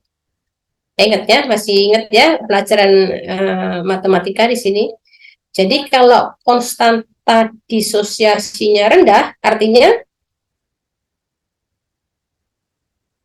kekuatan afinitasnya gimana? Tinggi. Afinitas tinggi. Nah, bagus tuh. Jadi kalau konstanta disosiasinya itu tinggi, dia Afinitasnya rendah. ya, benar. Karena apa? Karena konstanta disosiasi itu terkait dengan kemampuan dia untuk lepas kembali. Tadi kita udah sepakat ya bahwa yang memberikan efek itu kan ini kan ya, kompleks ya. Kalau dia itu tuh ibaratnya, gue nggak mau kapan sama lo gitu loh. Kan gitu kan ya kalau bahasa anak muda sekarang gitu loh. Akibatnya apa? Dia untuk menghasilkan suatu reaksi yang diharapkan gitu ya, kalian berteman karena temannya udah ogah-ogahan gitu ya, terus kalian ditinggal sendirian. Sementara untuk mengerjakan tugas itu butuh pemikiran banyak orang gitu loh. Kalau temanmu sudah nggak bisa secara chemistry itu cocok, ya hasilnya nanti laporannya nggak jadi. Jadi ilustrasinya seperti itu. Nah, efektivitas daripada respon ini itu akan terkait dengan itu tadi, kompleks yang terbentuk dan konsentrasi. Jadi jumlah reseptor yang terbentuk dan konsentrasi kompleks yang terbentuk itu sangat mempengaruhi efektivitasnya ya. Jadi nggak cuma kalau yang berikatan cuma sedikit, ya nggak efektif juga. Yang bagus, yang berikatan itu adalah banyak, tangannya dua-duanya bisa menggandeng teman, dan yang seperti itu banyak. Tapi kalau ada 10 orang hanya satu tangan yang bisa menggandeng teman, berarti kan cuma 10 teman yang bisa. Tapi kalau ada 10 orang, tangan kiri dan kanan tuh bisa menggandeng teman, berarti ada tambahan berapa? 20 orang. Gitu ya ilustrasinya. Jadi aktivitasnya akan semakin meningkat. Nah, biasanya aktivitas ikatan ini ya, efek yang ditimbulkan ini itu kaitannya dengan obat yang diberikan itu digambarkan dengan rumus seperti ini. Jadi untuk memudahkan ya, nanti kalian ada praktikum nggak ya seperti ini ya? Mungkin ada kali ya. Jadi ada dua. Ini adalah waktu obat yang diberikan, jumlah obat yang diberikan, ini efeknya. Kalau rumusnya seperti ini namanya kurvanya seperti ini namanya kurva hiperbolik. Tapi kalau ini dibuat menjadi log, satuannya, konsentrasinya, nanti bentuknya akan sigmoid. Ini adalah kurva sigmoid.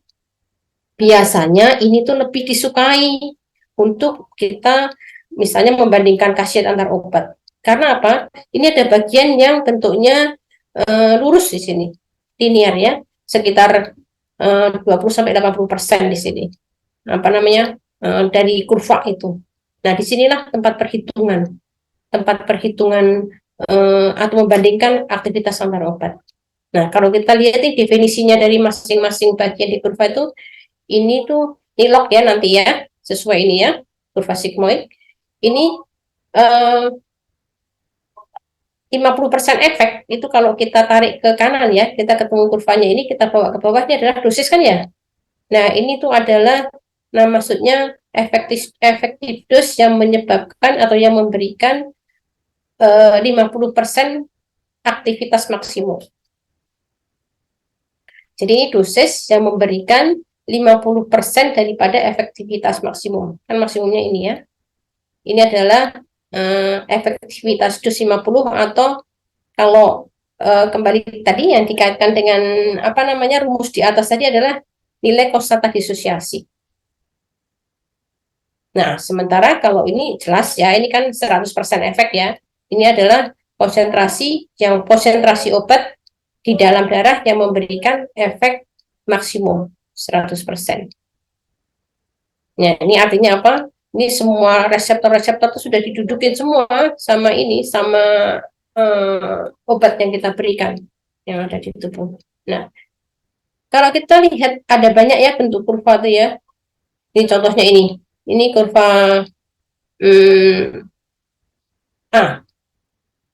Kalian bisa lihat di sini ya. Dipahamkan ya, nanti ini keluar di ujian loh. Ini kurva A itu mempunyai nilai PKD yang sama. Ya kan? Tadi kan kita udah sepakat ya ini ya. Ini kan nilai KD ya, efektivitas dos ya. Ini kan di sini kan efektivitas dosnya ya. Untuk yang ini. Kemudian dia memberikan PKD-nya 8. Yang ini, yang paling bawah dia kan segini maksimumnya kan. Dia juga segini kan, 50-nya kurang lebih segini. Dia juga memberikan nilai KD yang sama 8. Yang kurva yang nomor 2 dari bawah juga demikian. Kalau ini kita tarik ya, ini kan maksimum di sini. Bukan di sini, ini kan ini tuh untuk yang kurva yang paling atas itu ya. Ini akhirnya kalau kita tarik semuanya, kita bawa ke sana itu adalah mempunyai nilai KD yang sama. Sementara yang B kita bisa lihat ya adik-adik ya. Ini ada kurva obat A, obat 6, 7, 8, 9. Nah, masing-masing mempunyai KD yang sama atau beda nih? Berbeda. Beda, Bu. Bagus, ya, berbeda ya. Jadi ini tapi maksnya sama. Sama kan? Ya. Iya. Efektivitas maksimumnya sama. Ini efektivitas maksimumnya sama beda? Yang kurva A. Beda kan? Nah, ini KD-nya beda-beda, nilai KD-nya ya. Kita lihat di sini. Artinya apa? Bahwa biasanya obat-obat yang mempunyai kurva seperti ini kalau dibandingkan, dia itu mempunyai mekanisme kerja yang berbeda. Tapi kalau obatnya seperti ini, kurvanya dia mempunyai mekanisme kerja yang sama. Dan biasanya reseptornya sama. Nah, bagaimana afinitasnya terkait sama afinitas? Ini yang punya afinitas yang besar yang mana? Yang kurva A. Yang paling atas ini nggak ada tandanya ya, maaf ya. Yang paling ya dari 1, 2, 3, 4, 5. Kalau kita kasih nomor dari bawah, yang afinitasnya paling besar yang mana? Afinitas obat dengan reseptornya.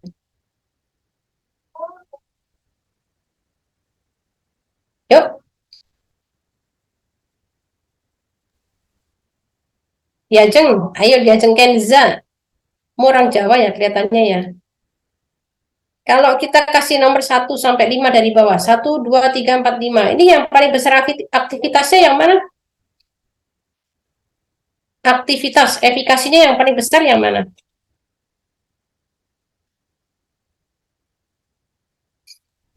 Atas dok. Ya, benar yang atas ya, karena dia memang dia paling tinggi ya. Dia ini kan untuk kurva ini tuh kelihatannya untuk dia deh, untuk yang nomor 5 ini deh. Nah, kalau yang ini aktivitasnya sama. Karena dia aktivitasnya berbeda, berarti afinitasnya juga pasti akan berbeda.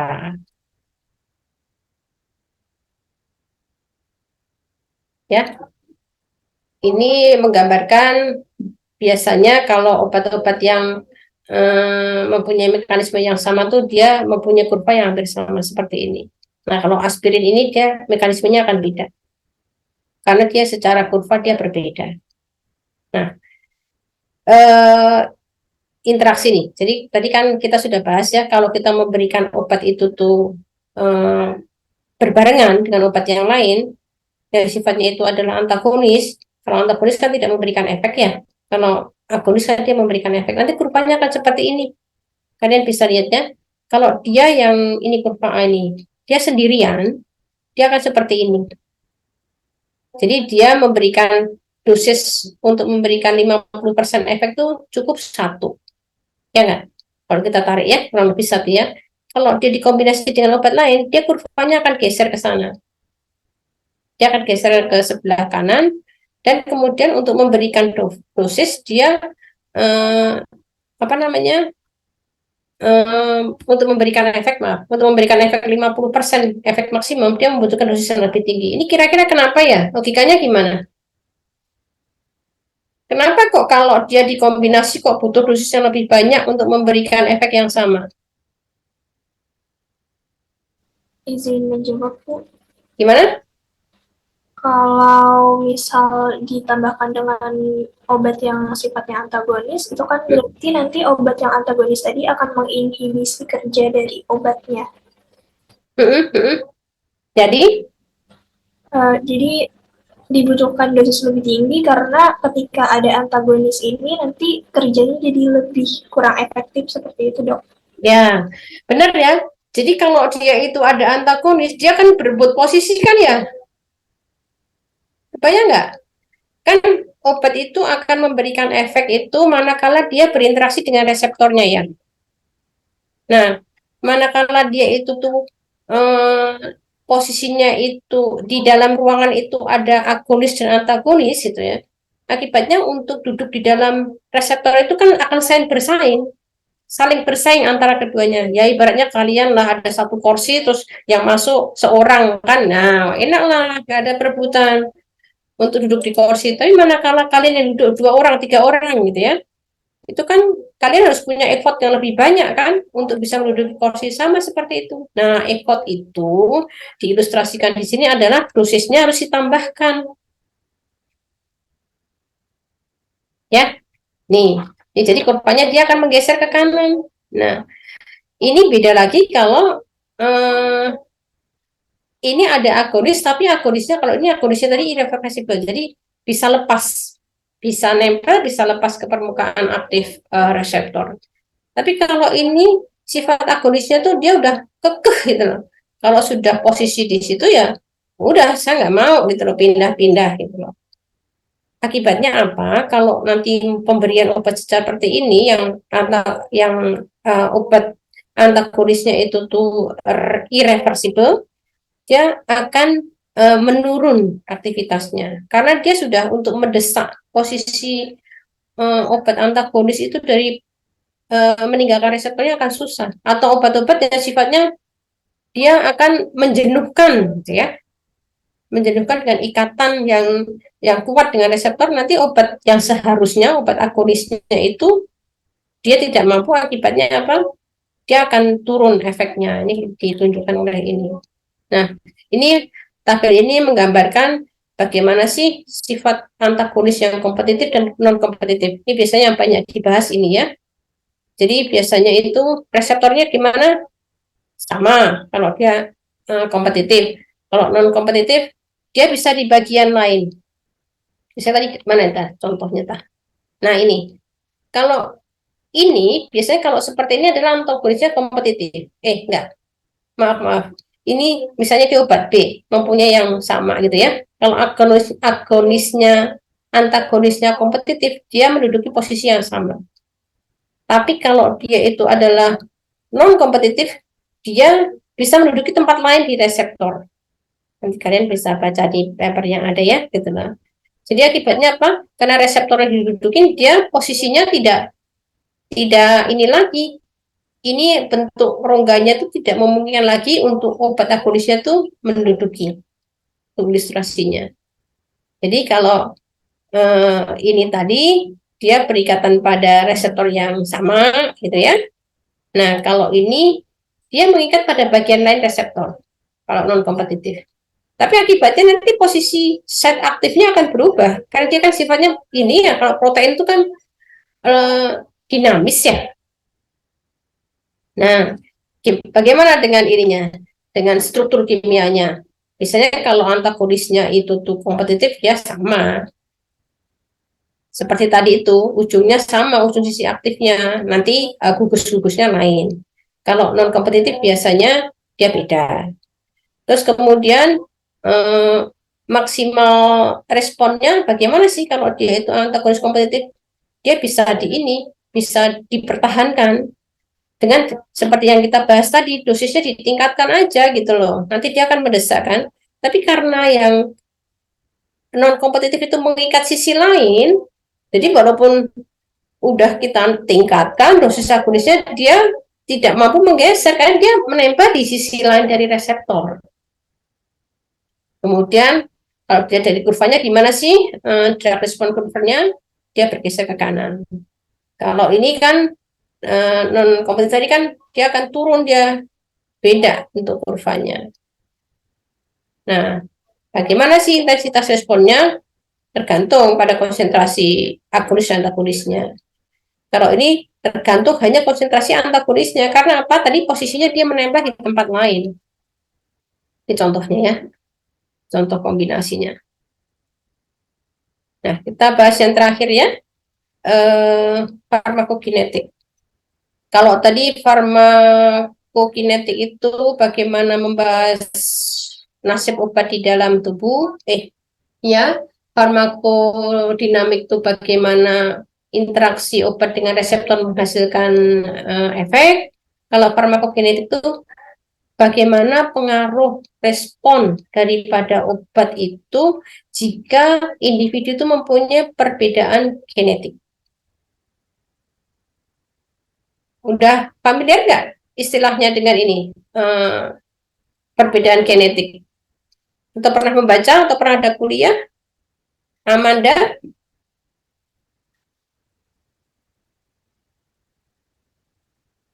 Maksudnya perbedaan genetik itu apa sih gitu loh?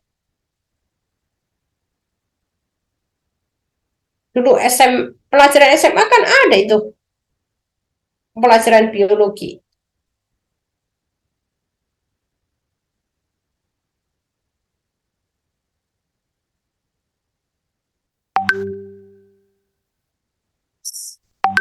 Mana Amanda?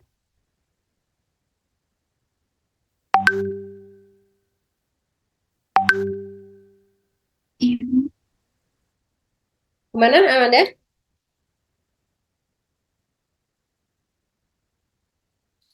Pernah nggak membaca atau menemui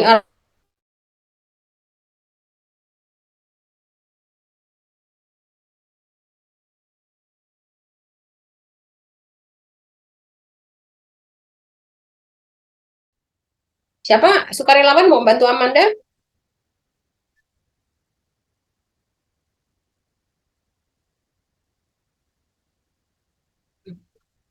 Esra. Esra ada bisa dibantu tuh Amanda tuh.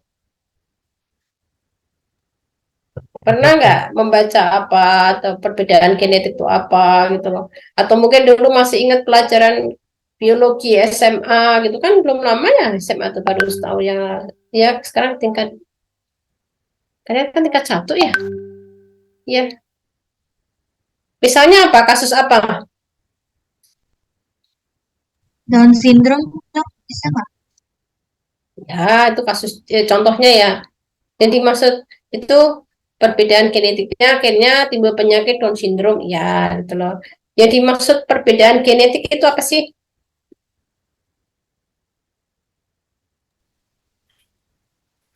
Izin menjawab, Bu. Boleh, ayo. Saya suka. Ayo, siapa?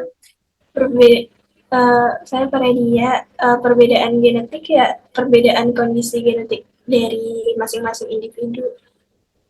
Ya, benar. Jadi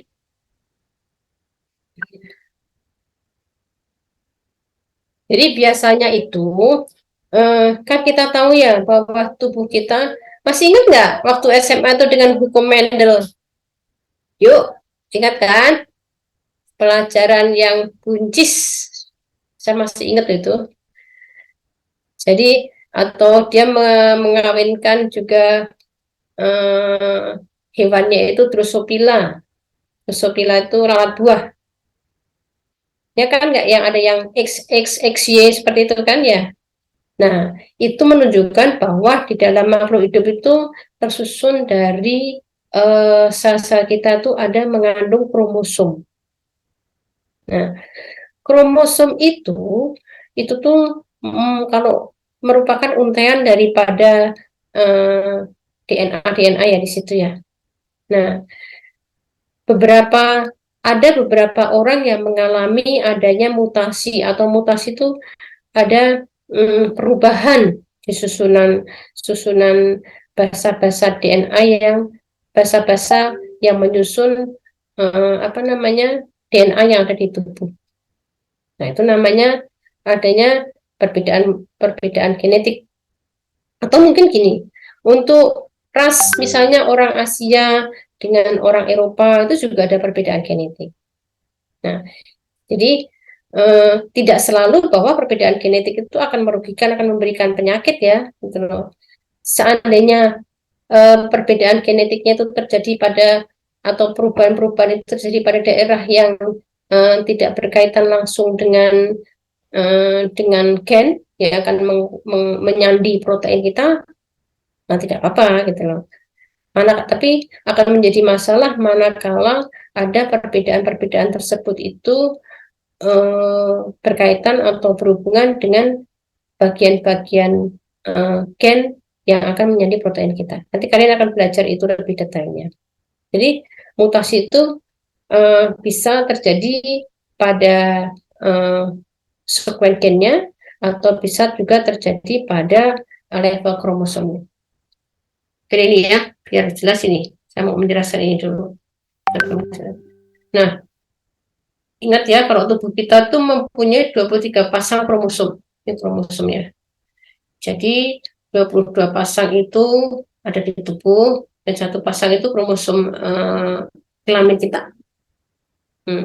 Ini kalau ini tuh benangnya itu ditarik terus gitu ya, sampai kecil gitu ya, nanti hasilnya akan seperti ini.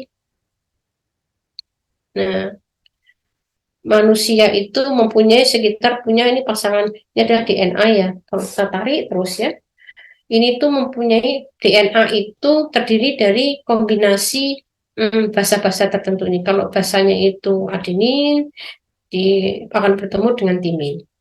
Kalau guanin akan bertemu dengan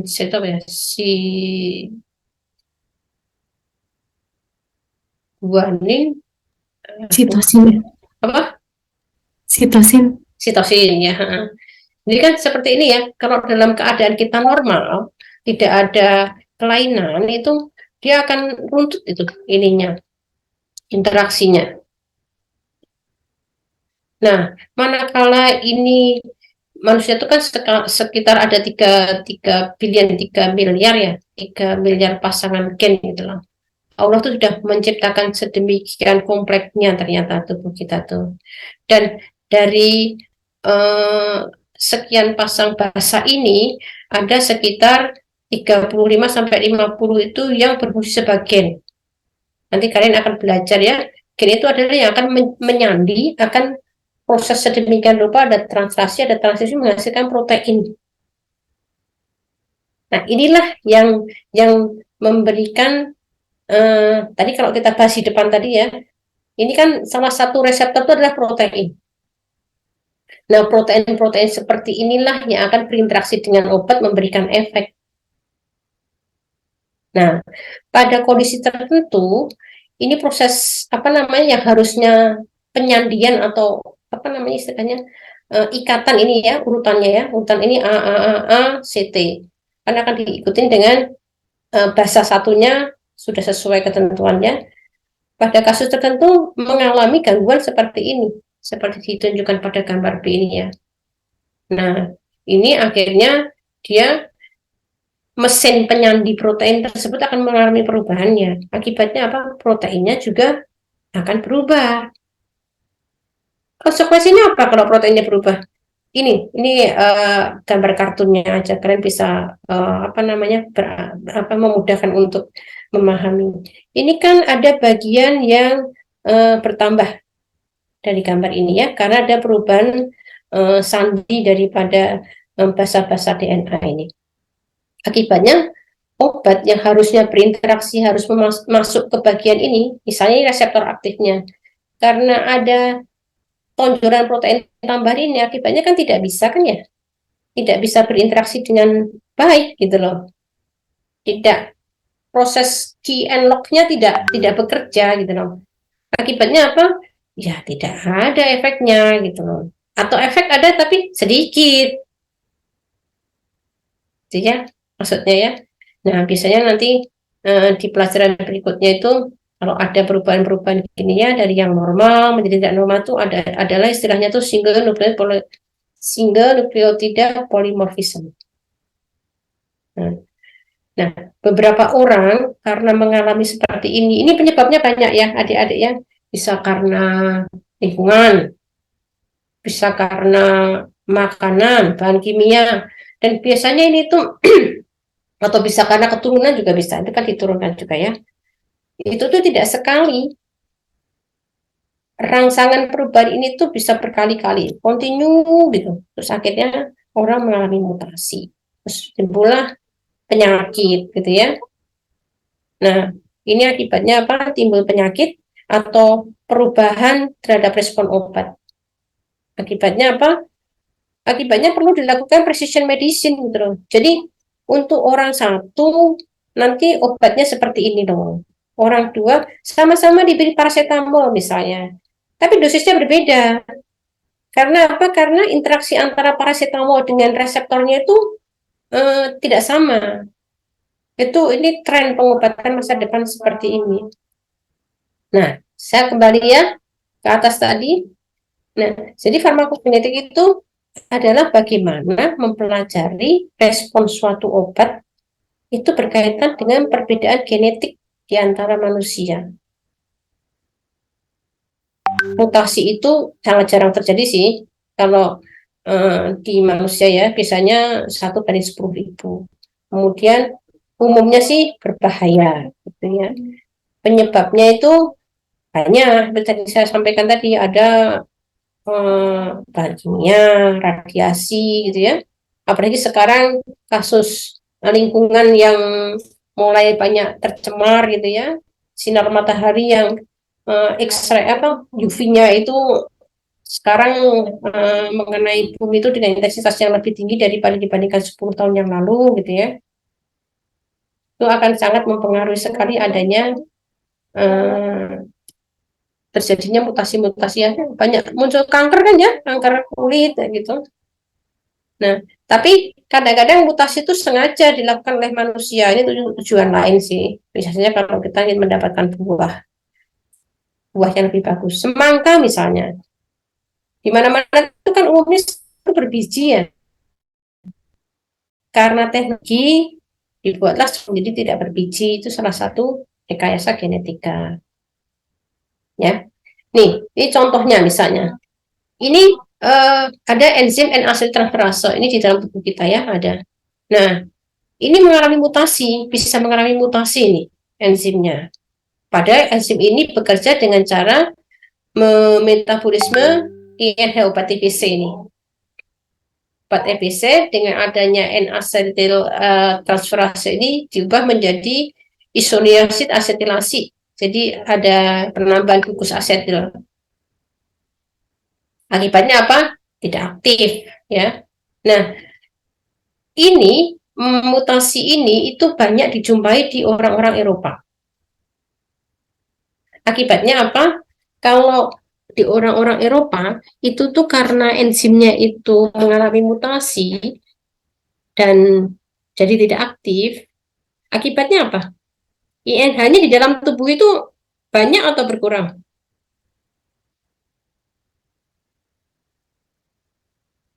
Salma, gimana Salma? Bentar ya, kalian udah kuliah lagi ya? Jadi, karena eh, di orang-orang Eropa yang kebanyakan slow aktivator ini, akibatnya reaksi metabolisme INH itu adalah melemah. Jadinya apa? Kadar di dalam tubuhnya tinggi. Jadi dia untuk memberikan supaya tidak muncul efek toksik, dosisnya harus diperhatikan. Kalau di Jepang, orang Jepang beda. Dia itu kan aktivator kuat untuk proses asetilasi NH. Jadi dosisnya dia harus ditingkatkan.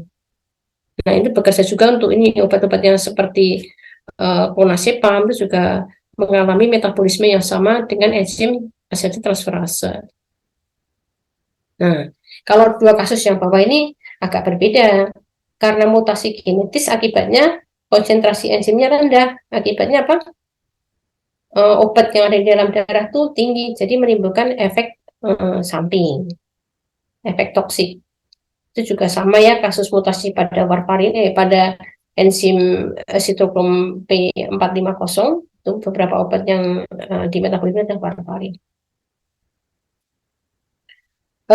Ini contoh-contohnya ya penyakitnya, terus kemudian apa namanya sindrom-sindrom yang ada gitu, kalian bisa baca ya.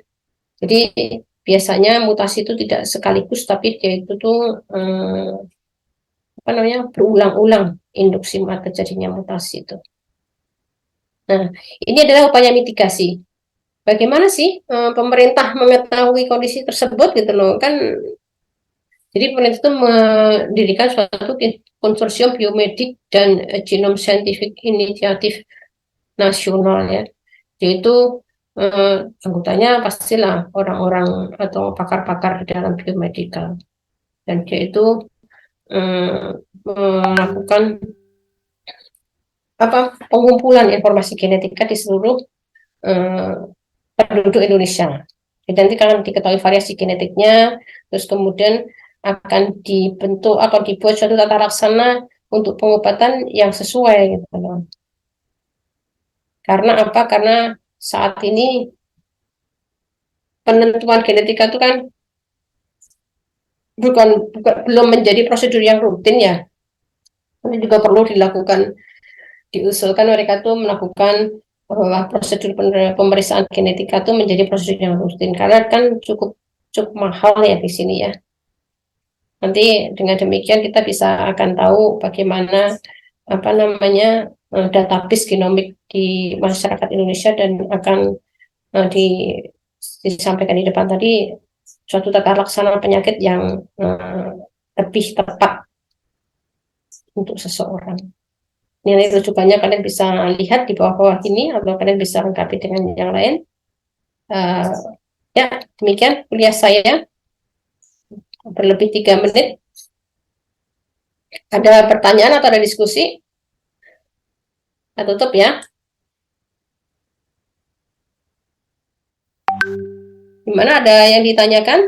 Atau sudah? Sudah paham?